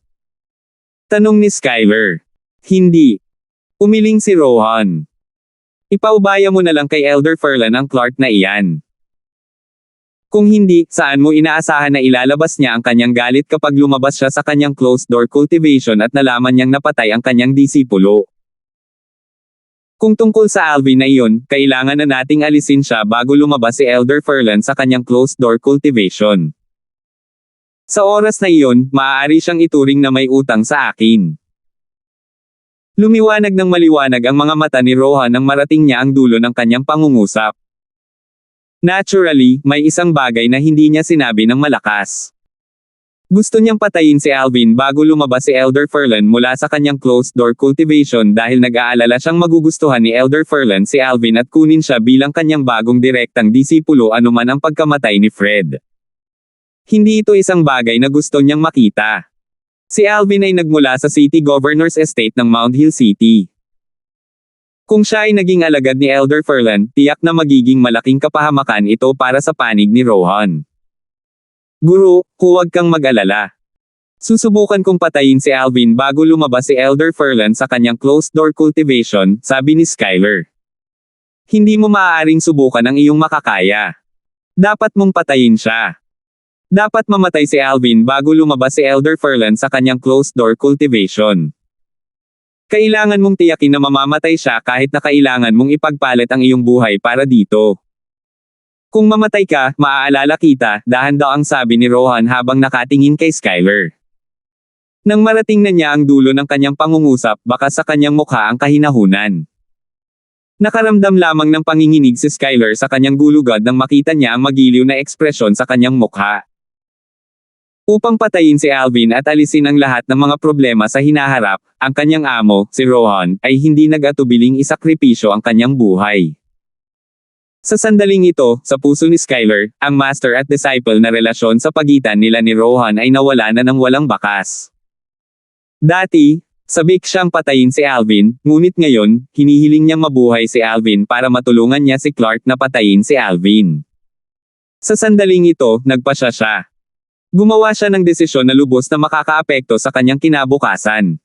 Master, hindi kita pababayaan. Sa harap ng tila mabait na si Rohan na ito, magalang na tumugon sa kanya si Skyler kahit na nakita niyang kasuklam-suklam siya. Magaling, magaling. Nang makita kung gaano masunurin si Skyler, agad na tumawa si Rohan. Skyler, ikaw ang una kong disipulo, at mataas ang tingin ko sa iyo. Huwag kang mag-alala. Hindi kita makakalimutan kahit na masentensyahan ka ng kamatayan pagkatapos mong patayin si Alvin. Maglalagay ako ng memorial tablet para sa iyo sa likod ng courtyard para makasama mo ako sa lahat ng oras, sabi ni Rohan na may magiliw na ekspresyon. Salamat, Master. Ang puso ni Skyler ay kasing lamig ng yelo, ngunit hindi niya ito ipinakita sa ibabaw. Kailangan muna niyang harapin ito. Gusto kong matanggap ang balita ng pagkamatay niya sa loob ng 3 araw. Hindi mo ako bibiguin, di ba? Tumingin si Rohan kay Skyler habang binibigyan siya ng deadline. 3 araw. Sa sandaling marinig ni Skyler ang mga salita ni Rohan, ang kanyang puso ay kumirot. Gayunpaman, tahimik lang siyang tumango. Napakabuti. Maaari kang umalis ngayon upang paghandaan ito, sabi ni Rohan. Magpapaiwan ako kung ganoon. Matapos tumalikod at umatras si Skyler, malamig na kumikinang ang kanyang mga mata habang iniisip niya ang kanyang sarili, Rohan, iniwan mo ako ng walang pagpipilian. Dahil tinatrato mo ang buhay ko na parang wala, hindi ko na kailangan pang manatili sa iyong tabi. Mula ngayon, ang relasyon ng guro at disipulo sa pagitan natin ay naputol. Matapos tumalikod si Skyler, ang mabait na ekspresyon sa mukha ni Rohan ay agad na nawala ng walang bakas. Tiningnan lang niya ng malamig ang silhouette ni Skyler bago siya umiwas ng tingin. Pagkatapos, hinanap niya si Loki. Nang makita niya si Loki, muling lumitaw ang mabait na ekspresyon sa kanyang mukha. Guro, bakit mo ako hinanap ngayong gabi na?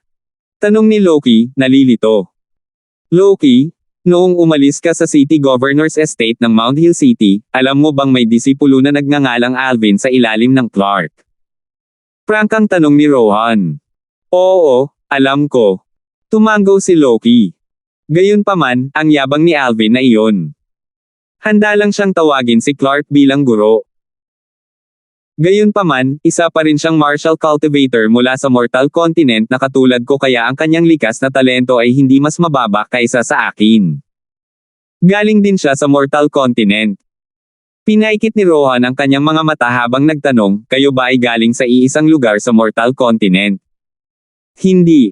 Umiling si Loki, nagmula kami sa iba't ibang lugar. Mukhang totoo ang chismis.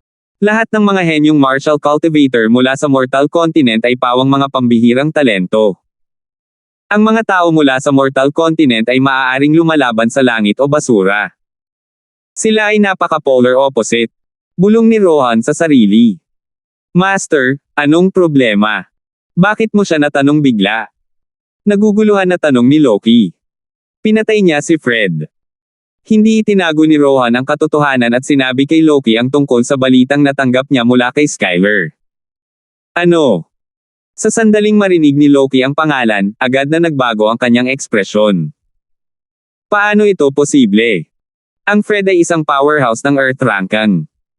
Paano posibleng napatay siya ni Alvin? Nang makita ang biglang pagbabago ng ekspresyon sa mukha ni Loki, masasabi ni Rohan na hindi niya inaasahan na napakataas ng likas na talento ni Alvin. Totoo. Sa kasalukuyan, bukod sa outer court, ang balita ay malamang na kumalat din sa inner court, sagot ni Rohan. Nang marinig iyon, naging komplikado ang ekspresyon ni Loki. Bigla niyang napagtanto na mas lumawak ang agwat sa pagitan nila ni Alvin. Sa isang pergola sa gilid ng isang patio sa harap ng isang liblib na mansyon na matatagpuan sa labas ng korte. Elder, patay na si Fred.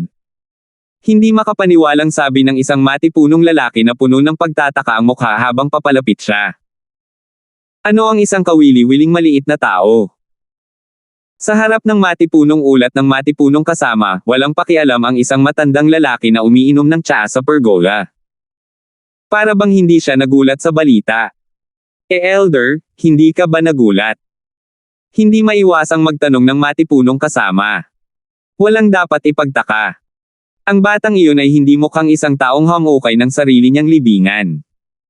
Nakasuot ng puti ang matanda.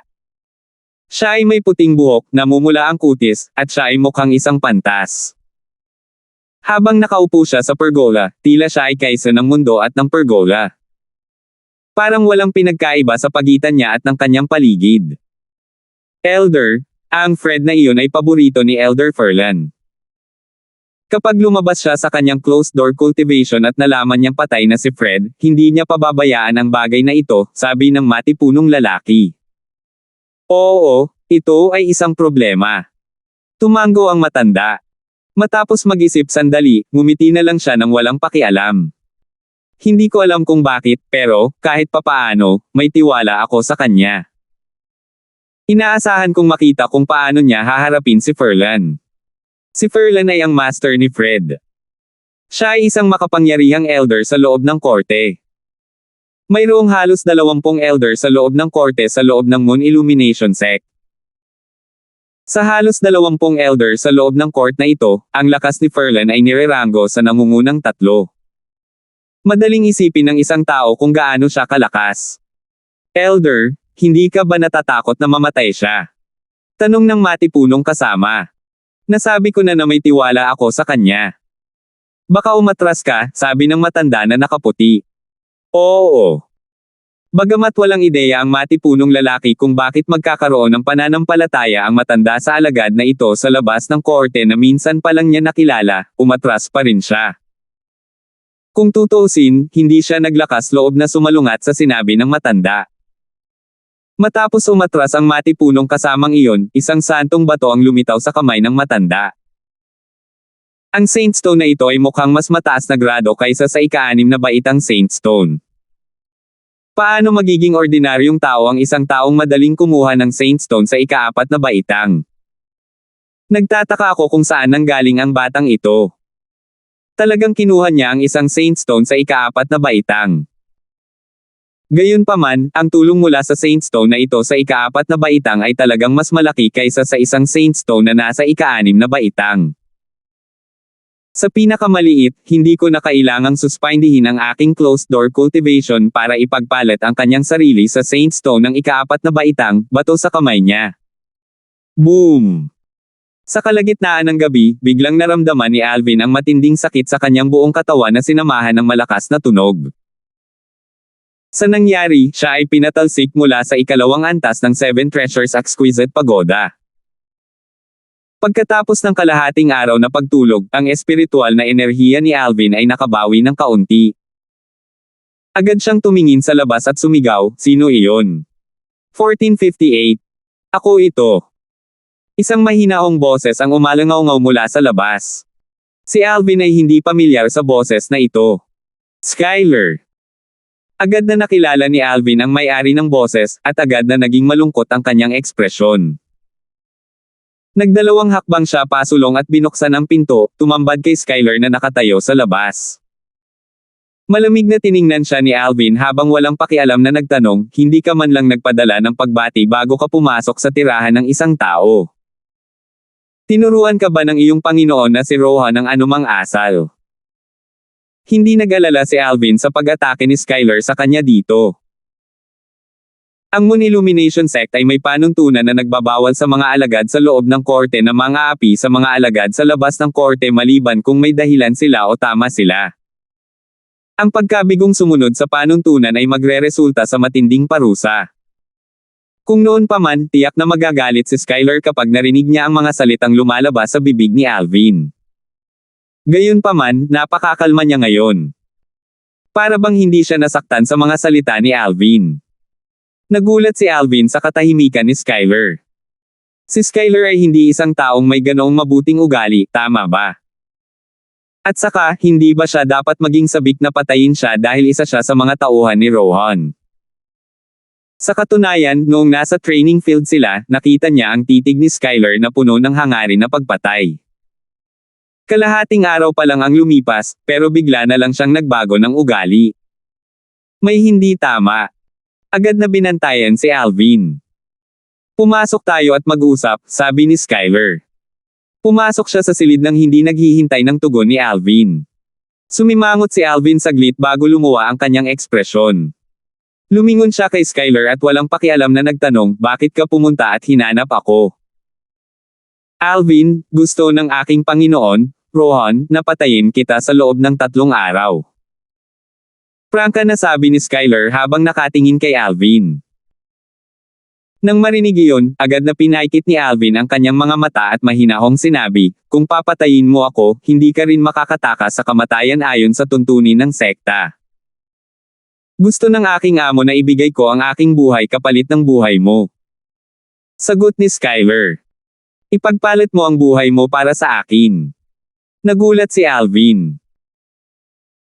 Bagamat matagal na niyang alam na ang inner court na si Elder Rohan ay hindi isang mabuting tao, hindi niya akalain na siya ay magiging kasuklam-suklam hanggang sa puntong hilingin sa kanyang disipulo na ibigay ang kanyang buhay kapalit ng kanyang sariling buhay. Ano ang kinuha niya sa kanyang alagad? Isang kasangkapan. Sabihin ang iyong intensyon. Dahil sinabi mo sa akin ang lahat ng ito, sigurado akong balak mong suwayan ang iyong amo, walang pakialam na sabi ni Alvin. Napakasimple ng hangarin ko. Gusto ko lang bigyan ng babala na si Rohan ay isang baliw. Mahigit 10 taon ko na siyang sinundan, ngunit hindi man lang niya pinaikit ang kanyang mga mata kapag gusto niya akong iwaksi, dahan-daang sabi ni Skyler. Baka sa kanyang mga mata ang takot nang makarating siya sa dulo ng kanyang pangungusap. Siya ay isang baliw, ngunit ikaw ay hindi. Ngumisi si Alvin. 8 buwan na ang nakalipas, dumating si Skyler sa estate ng City Governor ng Mount Hill City sa isang kahangahangang paraan. Sa sandaling siya ay umatake, agad niyang pinatay ang 2 inosenteng tao. Alvin, hindi ako nagpunta dito para makipagpayapaan sa iyo. Gusto ko lang bigyan ka ng babala na si Rohan ay isang taong hindi titigil hanggat hindi niya naaabot ang kanyang mga layunin. Kung bakit ako naparito para bigyan ka ng babala? Well, ito ay dahil lang sa ayaw kong makita siyang mamuhay ng comfortable, sabi ni Skyler. Ang kanyang boses ay puno ng puot, at ang kanyang mga mata ay malamig na kumikinang. Paano mo siya sasagutin kung hindi mo ako papatayin sa loob ng 3 araw? Tanong ni Alvin. Hindi mo na kailangang mag-alala tungkol dito. Oras na para umalis ako ngayong nakamit na ang layunin ko. Gaano man kalaki ang pagkamuhi mo sa akin, hindi ako naabala nito. Kung tutuusin, gusto na kitang patayin noon. Kung hindi hiniling ni Rohan na isuko ko ang buhay ko kapalit ng buhay mo, hindi sana kita bibitawan ng ganoon kadali, Skyler. Galit sa iyo ngayon, at umaasa lang ako na patuloy kang mamuhay ng maayos at lumikha ng mga kaguluhan para kay Rohan. Pinaikit ni Alvin ang kanyang mga mata. Masasabi niyang hindi na itinuring ni Skyler si Rohan bilang kanyang Panginoon. Ito ay isang normal na reaksyon pagkatapos ng lahat. May punto ba ang pagkakaroon ng isang Panginoon na hindi magdadalawang isip na isakripisyo ang kanyang alagad upang makamit ang kanyang mga layunin? May isa pang bagay na kailangan kong bigyan ng babala tungkol sa iyo. Ang Fred na iyong pinatay ay may master. Siya lang ang direktang disipulo ni Ferland, isang elder sa loob ng korte sa loob ng Moon Illumination Sect.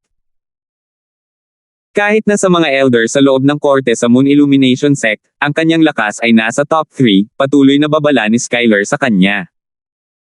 Ang master ni Fred ay si Ferland, isang elder sa loob ng court. Sumimangot si Alvin. Bagamat masasabi niya mula sa mga ari-arian ni Fred na ang kanyang background ay hindi simple, hindi niya inaasahan na siya ay direktang disipulo ng isang elder sa loob ng korte. Bukod dito, ang elder sa loob ng court ay nirerango sa nangungunang 3 sa lahat ng mga elder sa loob ng court sa Moon Illumination Sect. Wala siya sa tabi mo. Tanong ni Alvin na nakakunot ang noo. Naisip niya na si Fred ay tao ni Rohan. Gayunpaman, mukhang hindi iyon ang nangyari. Anong biro? Ang isang taong kasing kapangyarihan ng amo ni Rohan, si Ferland, malamang ay may mas mataas na posisyon kaysa kay Rohan sa Moon Illumination Sect. Hindi malabong maging tao ni Rohan ang isang tulad niyan. Kahit na siya ay talagang tao ni Rohan, kailangan niya maging nakatatanda si Rohan, at hindi niya hahayaang ang kanyang nag-iisang direktang disipulo ay kumuha ng ganoong panganib. Siyempre hindi. Umiling si Skyler. Kapag nakatagpo ni Rohan si Elder Ferland, kailangan pa rin niyang yumuko ng may paggalang. Hindi ako natatakot na sabihin sa iyo ang dahilan kung bakit naglabas si Fred ng death duel na imbitasyon ay dahil sa sulsol ko. Gayunpaman, wala na sa mga bagay na ito. Ang mahalaga ay napatay mo si Fred, at tiyak na magagalit ito kay Elder Ferland, sabi ni Skyler. Sa wakas ay naunawaan ni Alvin ang buong bagay. Bahagya siyang nagulat sa pagiging walang hiya ni Skyler. Naglakas loob kang sabihin sa akin ang lahat ng ito. Hindi ka ba natatakot na sabihin ko ito kay Elder Ferland? Walang silbi kahit sabihin mo sa kanya. Ikaw ang pumatay kay Fred. Ito ay isang hindi maikakaila na katotohanan, walang pakialam na sagot ni Skyler. Natigilan si Alvin. Natahimik siya dahil may katuturan ang mga salita ni Skyler. Kahit nagalit si Ferland kay Skyler, hindi pa rin niya pababayaan si Alvin. Gayunpaman, may pagkakataon na hindi ka papatayin ni Elder Ferland kapag lumabas siya sa kanyang closed-door cultivation, dagdag ni Skyler. Baka hindi ako patayin. Sumimangot si Alvin. Anong ibig mong sabihin? Pinatay ko ang kaisa-isang direktang disipulo niya, pero may posibilidad na hindi niya ako papatayin. Oo, pinatay mo si Fred, ang kanyang nag-iisang direktang disipulo. Totoong mahal na mahal niya si Fred. Gayunpaman, hindi ba niya kinuha si Fred bilang kanyang direktang disipulo dahil inaakala niyang mataas ang kanyang likas na talento? Walang paraan na ganoon kataas ang tingin niya kay Fred kung siya ay isang ordinaryong tao lamang, patuloy ni Skyler, dahil dito, malamang napatayin ka ni Fan pagkatapos niya matagpuan si Feng. Kahit nakunin ka bilang kanyang bagong direktang disipulo, mas mababa si Fred sa iyo sa mga tuntunin ng likas na talento. Kunin mo ako bilang direktang disipulo niya. Naging kakaiba ang ekspresyon ni Alvin. Matapos itong pag-isipang mabuti, naisip niya na maaaring gawin iyon ni Ferland kung siya ay isang taong hindi pinahahalagahan ang mga relasyon. Gayunpaman, hahamakin ni Alvin si Ferland kung gagawin niya iyon. Natural, hindi siya papayag na maging direktang alagad ng isang taong minamalas niya. Ang gusto kong sabihin sa iyo ay, wala kaming magagawa kung magpasya si Ferland na patayin ka upang ipaghiganti si Fred. Gayunpaman, kung gusto kanyang kunin bilang kanyang direktang disipulo, dapat kang sumang-ayon dito. Hindi maglalakas loob si Rohan na saktan ka kahit gaano pa siya katapang kung magiging alagad ka ni Ferland, sinabi ni Skyler na same time na isuko ni Rohan ang aking buhay bilang kapalit sa akin sa loob ng 3 araw, same time na sinabi ni Skyler na ibigay sa akin ni Rohan ang aking buhay sa loob ng 3 araw, same time na sinabi ni Skyler na ibigay sa akin ni Rohan ang aking buhay sa loob ng 3 araw. Dahil nag-aalala siyang lalabas si Ferland sa kanyang closed-door cultivation na gusto kanyang patayin bago mangyari iyon para hindi direktang may utang si Ferland sa kanya, sa kanyang opinyon, makikinabang siya ng malaki kung mamatay ka. Dapat akong pumayag na maging disipulo ni Ferland. Ngumisi si Alvin. Skyler, gumagawa ka ba ng desisyon para sa akin? Natural, ikaw lang ang makakapagpasya kung ano ang gagawin. Nagbibigay lang ako sa iyo ng mga mungkahi. Kung tutuusin, sa kasalukuyan ay mayroon tayong karaniwang kaaway, si Rohan. Sana lang ay mabuhay ka at mamuhay ng maayos. Kung mapalakas mo ang iyong kapangyarihan, tiyak na magiging bangungot ka ni Rohan. Nang matapos ni Skyler ang kanyang pangungusap, ang kanyang mga mata ay nag-init ng husto. Sa oras na iyon, kahit nawala na ako sa Moon Illumination Sect, magiging masaya pa rin ako kapag narinig ko ang balitang ito. Wala na sa Moon Illumination Sect. Anong ibig mong sabihin? Sumimangot si Alvin. Sa tingin mo ba ay magkakaroon pa ako ng posisyon sa Moon Illumination Sect kung hindi kita papatayin sa loob ng 3 araw? Kahit na hindi ako patayin ni Rohan, gagawa siya ng mga paraan para makitungo sa akin. Siya ang aking Panginoon sa pangalan, kahit na pilayin niya ako at paralisado, walang magsasabi ng kahit ano. Nang si Skyler ay nagsasalita, ang kanyang katawan ay nanginginig ng walang babala. Parang may naisip siyang nakakatakot. Sinabi ko na sa iyo ang lahat ng kailangan kong sabihin, at binalaan na rin kita tungkol sa lahat ng bagay. Kilala kita at hinding-hindi ako magkakasundo. Gayunpaman, palagi kang makakapaghiganti sa akin sa hinaharap kung makakaligtas ka. Kung mahahanap mo ako, aaminin kong ito ang aking kapalaran kahit na mamatay ako sa iyong mga kamay, sabi ni Skyler kay Alvin bago siya umalis. Mula sa kanyang mga salita lamang, makikita ng isa kung gaano siya kesenggit. Hindi kita bibiguin, walang malasakit na tugon ni Alvin. Pinaikit niya ang kanyang mga mata habang malamig na kumikinang ang kanyang mga mata.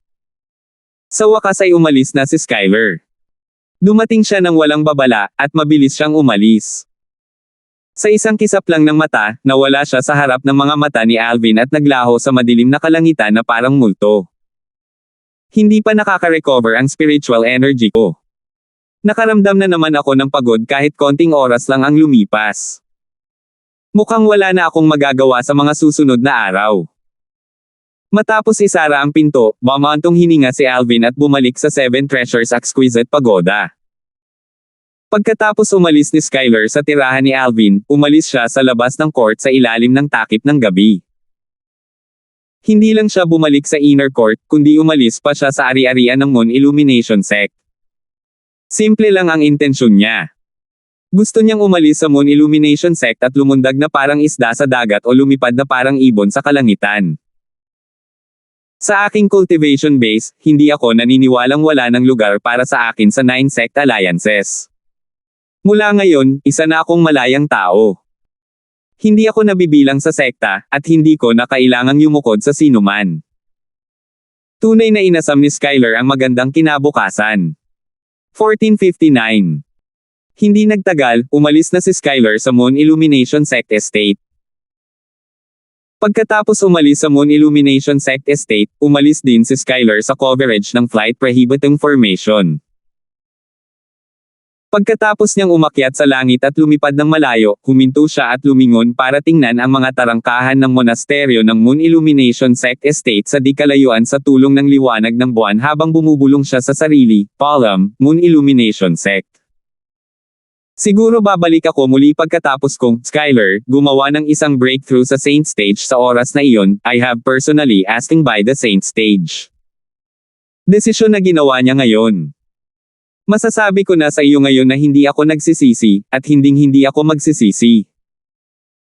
Halos kasabay ng paglabas ng mga salita ni Skyler sa kanyang bibig at siya ay aalis na, isang manipis na parang multo na tunog ang umalangaw-ngaw sa kanyang mga tainga, na naging sanhi ng kanyang pamumutla kaagad. Nag-flash ang eksena sa harap niya at nakita ni Skyler ang isang lalaki na lumilitaw sa harapan niya sa langit. Master. Nang makita ang taong ito na lumitaw, si Skyler ay labis na nabigla na ang kulay ay agad na nawala sa kanyang mukha. Bakit ka nandito? Kung hindi ako dumating, hindi ba hahayaan na lang kitang makawala, walang utang na loob? Ang taong nagpakita ay walang iba kundi si Rohan ang hinisyon siya. Huminga ng malalim, pinigilan ni Skyler ang takot sa kanyang puso at nagtanong, sinundan mo ba ako? Sa sandaling iyon, napagtanto din ni Skyler na ang mga salitang binigkas niya ngayon ay lahat ay pinulot ni Rohan. Dahil dito, hindi na siya umimik pa dahil wala nang silbi kahit ipagpatuloy pa niya. Alam niyang sa init ng ulo ni Rohan, siguradong hindi niya ito pakakawalan. Gayunpaman, sa sandaling maalala niya kung paano siya sinundan ni Rohan, hindi niya maiwasang magalit kaagad sa galit. Lumalabas na walang tiwala sa kanya si Rohan. Hindi ako sumusunod. Sa halip, gusto ko lang makita kung bibigyan mo ng pansin ang mga bagay na ipinagagawa ko sa iyo. Sa ngayon, parang binaygo mo ako, walang pakialam na sagot ni Rohan.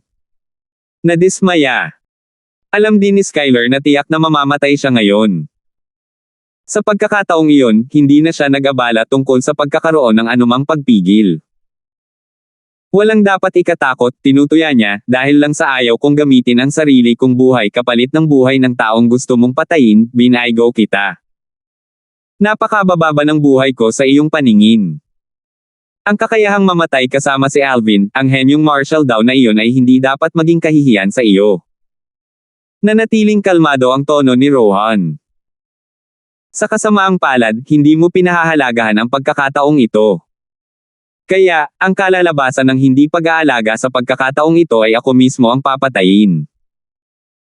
Sa susunod mong buhay, tandaan na huwag nang susuwayin ang mga salita ng iyong guro kahit na ano pa ang ipagawa sa iyo ng iyong guro. Sa sandaling lumabas ang mga salita ni Rohan sa kanyang bibig, agad siyang kumilos nang hindi man lang hinintay na tumugon si Skyler.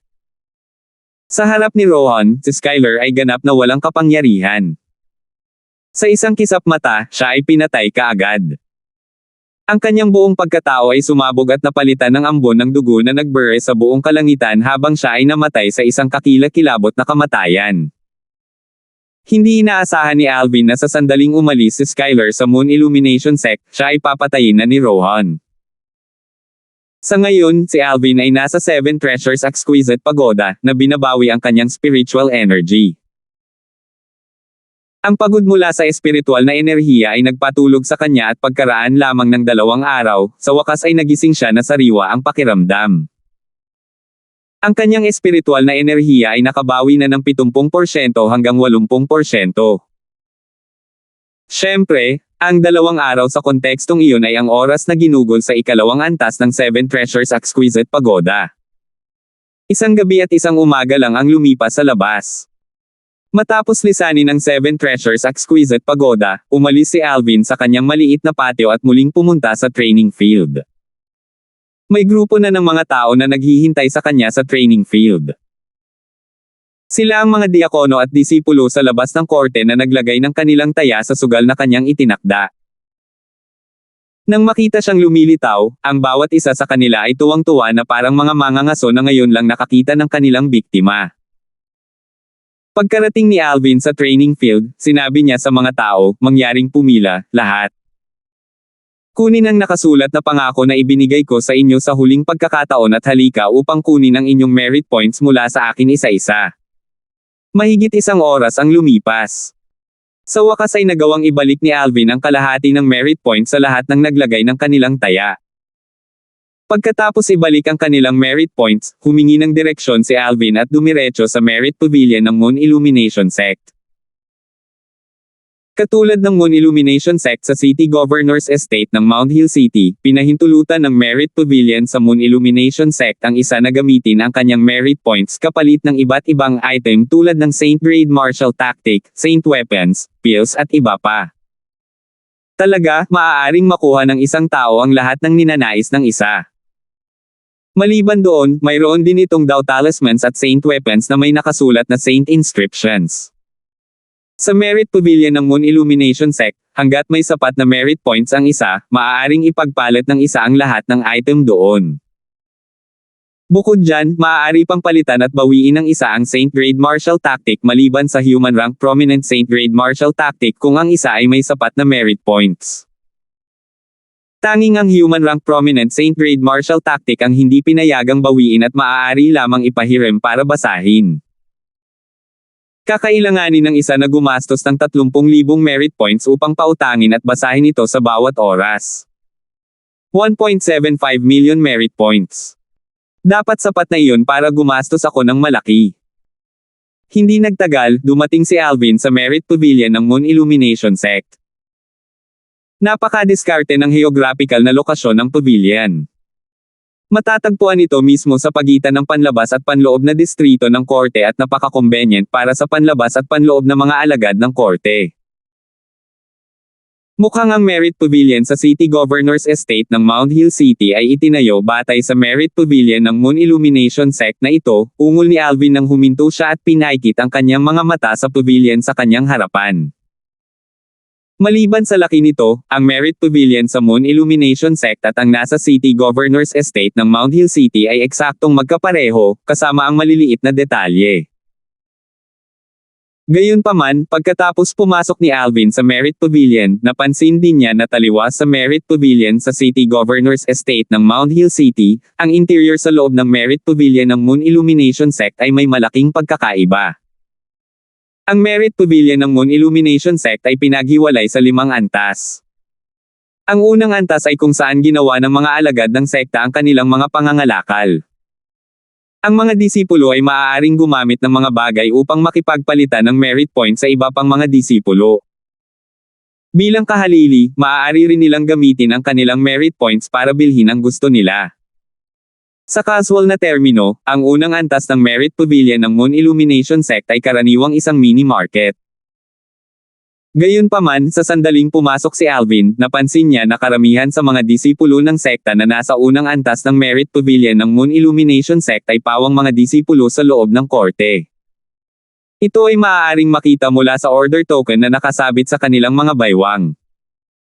Dahil dito nang pumasok si Alvin sa lugar na ito, walang sino man ang makakakilala sa kanya. Nang makipaglaban siya kay Fred, hindi gaanong mga disipulo sa loob ng korte ang dumating upang manood ng labanan. Sa makatuwid, kahit na ang kanyang pangalan ay kumalat sa panloob na distrito ng korte, karamihan sa mga alagad sa labas ng korte ay hindi pa siya nakita noon, kaya wala silang ideya kung ano ang hitsura niya. Maglalakad lang ako sa unang antas ng Merit Pavilion na ito at tingnan kung may magandang bagay dito, naisip ni Alvin sa kanyang sarili. Siyempre, karamihan ay dahil nalaman niya kung paano nagsagawa ng mga pangangalakal ang mga alagad ng sekta gamit ang merit points ng isang bagong karanasan. Ang halaga ng merit points sa Moon Illumination Sect ay mas mataas kaysa sa Saint Stones. Sa Moon Illumination Sect, maliban sa human rank prominent Saint Grade martial tactic, halos walang bagay na hindi mabibili ng merit points. Ang isang disipulo sa Moon Illumination Sect ay maaari lamang gumamit ng Saint Stone sa panahon ng cultivation sa kabilang banda. Alam na alam din ito ni Alvin. Nakatayo sa unang antas ng Merit Pavilion, tumingin si Alvin sa paligid at hindi nakakuha ng atensyon ng sinuman. Sa isang sulyap, nakita ni Alvin ang maraming disipulo sa loob ng court na nagtayo lamang ng isang maliit na stall sa gilid ng unang antas ng Merit Pavilion. Maraming mga kakaibang bagay ang nakadisplay sa maliliit na stall na ito. Sila mismo ay walang ideya kung ano ang marami sa mga bagay na ito. Ang dahilan kung bakit nila inilagay ang mga bagay na ito ay higit sa lahat ay gusto nilang makita kung mayroong sinumang disipulo mula sa parehong sekta na nakakaalam tungkol sa mga kalakal at handang bilhin ang mga ito gamit ang merit points. Elder Hal. Nakipag-ugnayan si Alvin kay Elder Hal na nasa loob ng Seven Treasures Exquisite Pagoda. Pakitingnan kung mayroong anumang mga materyales dito na maaaring magamit upang ayusin ang ikatlong antas ng Seven Treasures Exquisite Pagoda. Kung mayroon, bibili ako kaagad. Noong una, bagamat sinabi na sa kanya ni Elder Hal ang tungkol sa mga materyales na magagamit sa pag-aayos ng Seven Treasures Exquisite Pagoda noon, ilan lamang ang mga ito sa mga materyales na sa tingin ni Elder Hal ay madaling makuha. Marami pang materyales na hindi pa niya sinabi sa kanya noon, kabilang ang Dragon Orb ng Five-Clawed Divine Dragon, at ang materyal na iyon na nagawa niyang ibid sa Rare Treasure Pavilion ng Mount Hill City na nagayos ng ikatlong antas ng Seven Treasures Exquisite Pagoda ng 10%. Nang marinig ang tugon ni Elder Hal, nagsimulang maglakad-lakad si Alvin sa unang antas ng Merit Pavilion. Boy, swerte ba siya? Sa isang round lang, nakahanap nga si Elder Hal ng ilang item na magagamit para ayusin ang ikatlong antas ng Seven Treasures Exquisite Pagoda. Higit pa rito, lahat sila ay mga high-grade na materyales. Mayroong kahit isang item na binibigkas ni Elder Hal na mas mahusay kaysa sa Five-Clawed Divine Dragon's Orb. Bagaman wala akong ideya kung bakit ito naririto, sigurado ako na ito ang fragment ng Nuwa Stone, sabi ni Elder Hal kay Alvin. Ang Nuwa Stone. Ngayon lang, narinig lang ni Alvin na binanggit ni Elder Hal na mayroong isang item sa unang antas ng Merit Pavilion na mas mahusay pa kaysa sa orb ng Five-Clawed Divine Dragon. Kung ano talaga iyon, wala siyang ideya. Ngayong narinig niya ang tungkol sa pangalan ng item mula kay Elder Hal, siya ay ganap na natulala. Ano ang Nuwa Stone? Ito ay isang item mula sa sinaunang mitolohiya ng kanyang nakaraang buhay. Ang bato ng Nuwa ay ang bato na ginamit ng sinaunang Diyosa na si Nuwa upang ayusin ang kalangitan. Bukod dyan, mayroon ding alamat na nagsasabing si Sun Wukong, ang dakilang sage, kapantay ng langit, ay talagang ipinanganak mula sa bato ng Nuwa. Sa kabila ng sinabi ni Elder Hal na ito ay isang fragment lamang ng Nuwa Stone, ito ay higit pa sa sapat upang ipadala si Alvin sa pagkalito. Sa ilalim ng patnubay ni Elder Hal, ang tingin ni Alvin ay dumapo sa isang maliit na stall na mayroong isang payat na disipulo sa loob ng court na nakatayo sa likod nito. Siya ay mukhang isang matalinong tao at ang kanyang kumikinang na mga mata ay nagbigay ng katotohanan na siya ay talagang isang walang prinsipyong mangangalakal. Junior brother, mayroon kang napakahusay na paghuhusga. Lahat ng ito dito ay mga kayamanan, alam mo. Nang makita kung paano nakatingin si Alvin sa kanyang direksyon, agad na nagliwanag ang mga mata ng disipulong ito sa loob ng court habang mabilis niyang binati siya. Mga kayamanan. Talaga. Sinamantala ni Alvin ang pagkakataong ito para maglakad papunta sa stall at tumingkayad. Ang kanyang tingin, gayunpaman, ay lumayo sa Nuo Stone. Ang Nuo Stone ay mukhang isang ordinaryong fragment ng bato. Lumilitaw na napaka-crude, inilagay ito sa isang hindi mahalata na sulok. Kung hindi sinabi sa kanya ni Elder Hal ang tungkol dito, hinding-hindi mapapansin ni Alvin ang pag-iral nito dahil ang pakiramdam ng pagkakaroon nito ay napakahina. Senior brother, tinatawag din ba itong mga treasures? Kakapasok ko lang sa sekta kanina. Huwag mo akong dayin please, sabi ni Alvin na may mapagbantay na ekspresyon habang nakatingin sa disipulo ng inner court na seryosong nasa likod ng stall. Kakapasok mo lang sa sekta. Nang marinig ang mga salita ni Alvin, sumulyap ang disipulo sa loob ng korte sa baywang ni Alvin. Sa oras na makita niya ang order token na kumakatawan sa kanyang pagkakakilanlan bilang isang alagad sa labas ng korte, isang halatang pagkabigo ang bumalot kaagad sa kanyang mga mata. 1460. Kadalasan, ang isang alagad sa labas ng korte na kakapasok lang sa sekta ay hindi magkakaroon ng ganoon karaming merit points. Gayunpaman, tulad ng sinabi, huwag mong maliitin ang maliit na bagay. Ang matalinong alagad sa loob ng korte ay nagpalakas pa rin ng lakas at inaliw si Alvin, ang customer niyang ito na may seryosong mukha. Huwag mag-alala, junior brother, lahat ng bagay dito sa aking lugar ay talagang ibinebenta ng may katapatan. Pumulot ng tuyong sanga mula sa stall, bumulong si Alvin, mukhang espesyal ang pinatuyong sanga na ito. Dapat ay medyo kasiya siya kung bibilhin ko ito para sunugin. Ang pinatuyong sanga na ito ay isa sa mga materyales na gusto ni Elder Hal. Siyempre, ang bagay na ito ay napakalayo sa pagiging maihahambing sa Nuo Stone. Gayunpaman, ang katotohanan na mayroong dalawang bagay na maaaring magamit upang ayusin ang 7 Treasures Exquisite Pagoda sa stall ng isang disipulo sa loob ng court ay sapat na upang mabigla si Alvin. Bilhin mo ulit para magsunog. Nang marinig ang mga salita ni Alvin, ang disipulo sa loob ng korte ay sobrang asar na halos samukha siya ng dugo. Sa isang seryosong mukha, nagbabala siya, junior brother, hindi mo ito maaaring maliitin. Hindi ito ganoon ka-simple. Not that simple. Parang hindi naman. Napakunot ng noo si Alvin na may nakasulat sa mukha na hindi makapaniwala. Ayoko kung masyadong mahal. Titingin na lang ako sa ibang stalls. Nang matapos siya, tumalikod siya at umalis. Junior brother, hindi ako nagsinungaling sa iyo. Nang makita ng disipulo sa loob ng korte na aalis na si Alvin, nabalisa siya kaagad. Hindi siya nakabenta sa buong araw ngayon at ngayong dumating na ang isang biktima, syempre, hindi niya ito basta-basta pakakawalan. Kung gayon, sabihin mo sa akin, aling bahagi nito ang hindi simple. Walang pakialam na tanong ni Alvin. Bagaman ito ay mukhang isang tuyong sanga, hindi ito isang bagay na madaling masunog sa anumang apoy. Maraming 1-star Saint Refinement Master sa inner court na hindi man lang makapagsindi nito kahit na gumamit sila ng apoy na pinadalisay ng mga armas at mga table tasks, ibinahagi ng disipulo sa loob ng korte na may tame time na mukha. Talaga. Nagkunwaring nagulat si Alvin. Siyempre naman. Mabilis na sumagot ang disipulo sa loob ng court, kung ayaw mo, junior brother, maaari kang mag-imbite ng isang 1-star refinement master na pumunta. Hindi mo na kailangang maghanap ng malayo.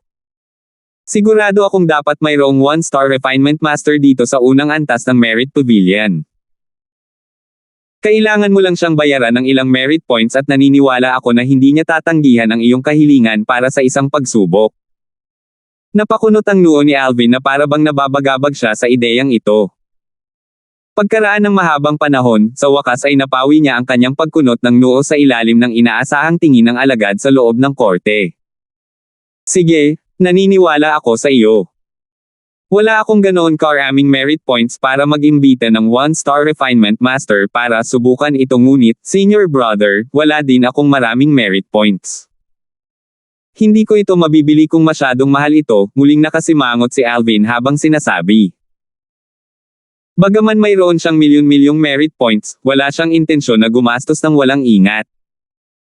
Marahil ay may iba pang bagay na gusto niyang ipagpalit sa Merit Pavilion, kaya ayaw niyang mag-aksaya ng napakaraming merit points dito sa unang antas ng Merit Pavilion. Hindi ito mahal. Siguradong hindi ito mahal. Mariing umiling ang alagad sa loob ng korte. Hindi naman. Ilang merit points ba yan? Tanong ni Alvin. 5,000 merit points. Sa sandaling ang mga salita ng disipulo sa loob ng korte ay lumabas sa kanyang bibig, tinitigan niya si Alvin ng buong konsentrasyon na parang gusto niya malaman kung kaya niya ito o hindi. Matapos malaman na ang binatilyong ito na nakasuot ng lila ay isang alagad sa labas ng korte na kakapasok lang sa sekta kamakailan, ang una niyang naisip ay ang taong ito ay hindi dapat magkaroon ng maraming saintstone sa kanya. Gayunpaman, sa kanyang pag-iisip tungkol dito, siya ay tinamaan ng isang kirot ng realisasyon. Napagtanto niya na marami sa mga alagad sa labas ng korte ay nagmula sa City Governor's Estate ng 18 lungsod sa ilalim ng utos ng Moon Illumination Sect. Higit pa rito, ang mga alagad na ito sa labas ng korte ay karaniwang mga disipulo ng iba't ibang mga gobernador ng lungsod. Normal para sa mga alagad na ito sa labas ng korte na magkaroon ng 10,000 hanggang 20,000 merit points sa kamay. 5,000 merit points. Nang marinig ang mga salita ng disipulo sa loob ng korte, si Alvin ay nagpakita ng dismayadong ekspresyon. Kaagad, walang sinasabi, tumalikod siya at nagpatuloy sa paglalakad. Sa sandaling iyon nang lumingon siya, kumikinang ang kanyang mga mata sa gulat at hindi makapaniwala na tila hindi sumagi sa isip niya na magiging ganito kamahal ang tuyong sanga na ito. Junior brother, nagbibiro lang ako. 1,000 merit points. Makukuha mo ito ng 1,000 merit points. Mula sa simula hanggang sa katapusan, hindi kailanman pinalampas ng disipulo sa loob ng korte ang ekspresyon ni Alvin. Matapos makita ang pagbabago sa kanyang ekspresyon at kung paano siya lumingon matapos marinig ang balitang hiniling niya, napagtanto niya na ang binata na nakasuot ng lila ay hindi dapat magkaroon ng ganoon karaming merit points. Kung alam niya na ang binata na nakasuot ng purple na ito ay si Alvin, ang disipulo sa labas ng court na nagbunga ng maraming talakayan, asar na sana siya na samuka siya ng dugo. Isa siyang milyonaryo na mayroong higit sa 1,000,000 merit points, ngunit talagang tumalikod siya nang walang sinasabi nang marinig niya ang hinihinging presyo na 5,000 merit points. Karapat-dapat ba siya sa milyon-milyong merit points na mayroon siya? Nang marinig ni Alvin ang mga salita ng disipulo sa loob ng korte, isang mapanlinlang na ngiti ang sumilay kaagad sa gilid ng kanyang bibig. Gayunpaman, hindi siya nagpabagal bagkus ay nagpatuloy siya sa pagpunta sa kabilang stall. 500. 500 merit points. Junior brother, ito talaga ang pinakamababa na maaari kong puntahan. Nang mapansin kung paanong walang intensyon si Alvin na huminto, ngumiti kaagad ang inner court disciple. Sige, 500 merit points. Pero kailangan mo akong bigyan ng libreng regalo. Alam din ni Alvin na ang 500 merit points ay ang pinakamababang presyo na maiaalok ng disipulo sa loob ng korte, kaya hindi siya nagpatuloy sa paglalakad. Sa halip, tumalikod siya at bumalik sa stall. Regalo. Agad na sumimangot ang disipulo sa loob ng court habang nakatingin kay Alvin na may pagdududa. Gayunpaman, sa sandaling makita niya kung paano patuloy na tinitingnan ni Alvin ang tuyong sanga na may masakit na ekspresyon, nawala ang kanyang pagsimangot habang nagmumura sa kanyang puso, nakakalungkot para sa akin na makatagpo ako ng isang mahirap na tao. Kung ang panloob na pag-iisip ng disipulong ito sa loob ng korte ay kumalat sa distrito ng panlabas na hukuman, malamang na nalunod siya sa laway ng grupo ng mga alagad sa labas ng korte. Tinatawag ba niya si Alvin, na may milyon-milyong merit points, isang mahirap na kapwa? Kahit na ang isang elder sa loob ng korte ay hindi maglalakas loob na sabihin ang mga salitang iyon. Junior brother, 500 merit points talaga ang pinakamababang makukuha ko. As for a gift, I really can't give you any. Ang disipulo sa loob ng korte ay umiling at hindi sumang-ayon sa mga salita ni Alvin. Kung gayon, ayos lang. Ayaw ko na, naiinip na tugon ni Alvin at nagpatuloy na umalis muli. Sandali. Sandali. Hindi inasahan ng disipulo sa loob ng korte na si Alvin ay napakawalandiya. Naging balisa siya kaagad. Junior brother, maaari kitang bigyan ng regalo, ngunit maaari ka lamang pumili mula sa tumpok na pinapayagan ko sa iyo. Walang problema basta may regalo ako, sabi ni Alvin na walang pakialam na tingin na para bang hindi siya nag-aalala kung ano ang regalo. Muling nagmura ang alagad sa loob ng court sa kanyang puso bago iniabot ang isang kamay para ituro ang sulok ng kanyang stall. Pumili lang ng anumang item na gusto mo mula sa pile na iyon. Pinag-aralan ni Alvin ang sulok ng stall. Ang sulok na iyon ay eksakto kung nasaan ang fragment ng Nuo Stone. Ano? Lahat ng basurang ito. Sumimangot si Alvin. Senior brother, naglakas loob ka talagang ilabas ang mga basurang ito para ipagpalit sa merit points. Hindi mo ba iniisip na masyado kang walang hiya? Junior brother, hindi mo sila nakikilala, kaya huwag mong sabihing basura sila, pakiusap ng alagad sa loob ng korte na may tame time na mukha. At saka, sinabi mo sa sarili mo na okay ka lang sa kahit anong item na wala man lang requirements. Don't tell me na nagsisisi ka ngayon. Yeah, I kinda do now.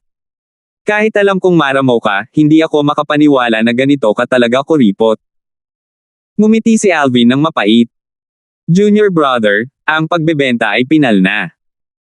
Hindi mo na maibabalik ang iyong desisyon ngayon, babala ng alagad sa loob ng korte na mapagbantay.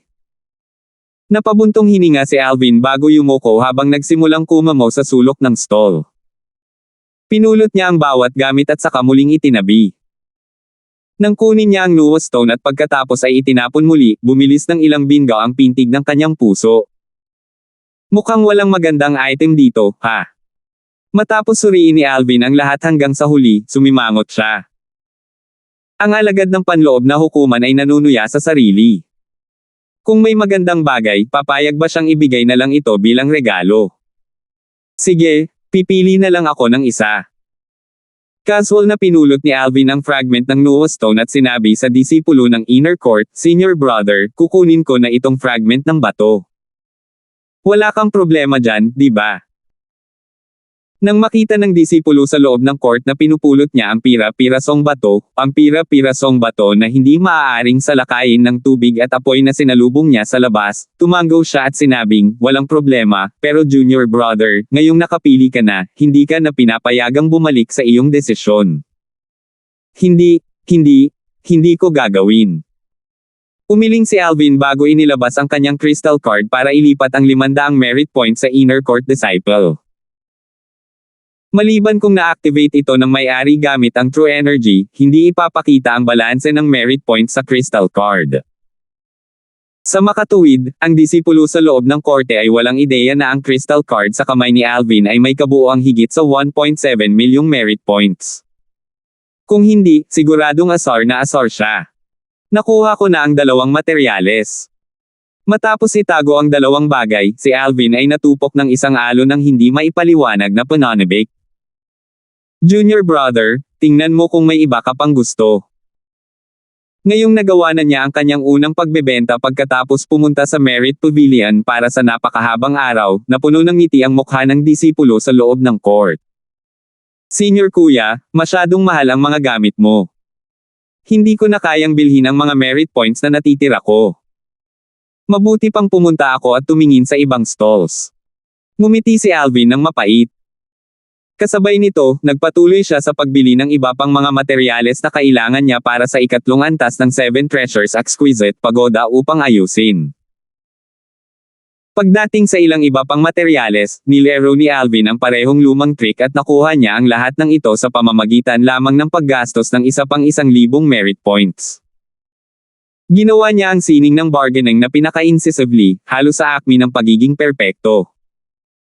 Elder Hal, sa mga materyales na ito ngayon, gaano karami sa ikatlong antas ng 7 Treasures Exquisite Pagoda ang maaaring ayusin? Tanong ni Alvin. Hindi ito maaayos kung walang fragment ng Nuo Stone. Ngunit ngayong mayroon na tayo ng Nuo Stone, maaayos natin ang 70% ng ikatlong antas ng 7 Treasures Exquisite Pagoda, sagot ni Elder Hal. 70%. Nang marinig ang mga salita ni Elder Hal, agad na nagliwanag ang mga mata ni Alvin habang ang kanyang mukha ay puno ng pagtataka. Hindi sumagi sa isip niya na ang mga materyales na binili niya sa unang antas ng Merit Pavilion ay talagang magbibigay ng napakalaking tulong sa pagkukumpuni ng 7 Treasures Exquisite Pagoda. Maaari talaga nitong ayusin ang ikatlong antas hanggang 70%. Sa katunayan, bago ito, ang ikatlong antas ng Seven Treasures Exquisite Pagoda ay naayos lamang ng 10%. Sa madaling salita, kayang ayusin ng kanyang ani ngayon ang ikatlong antas ng Seven Treasures Exquisite Pagoda ng isa pang 60%. Elder Hal, sa bilis na ito, dapat ay malapit na bago ma-activate ang ikatlong antas ng Seven Treasures Exquisite Pagoda. Sinabi ni Alvin kay Elder Hal. Inaasahan niya ang ikatlong antas ng Seven Treasures Exquisite Pagoda at ang isang mas magandang kapaligiran sa paglilinang na sinamahan ng mas mabagal na paglipas ng panahon. Ang 5 araw sa loob ng pagoda ay katumbas ng 1 araw sa labas. Salamat po at sinamahan ninyo ako. Ingat lagi mga master.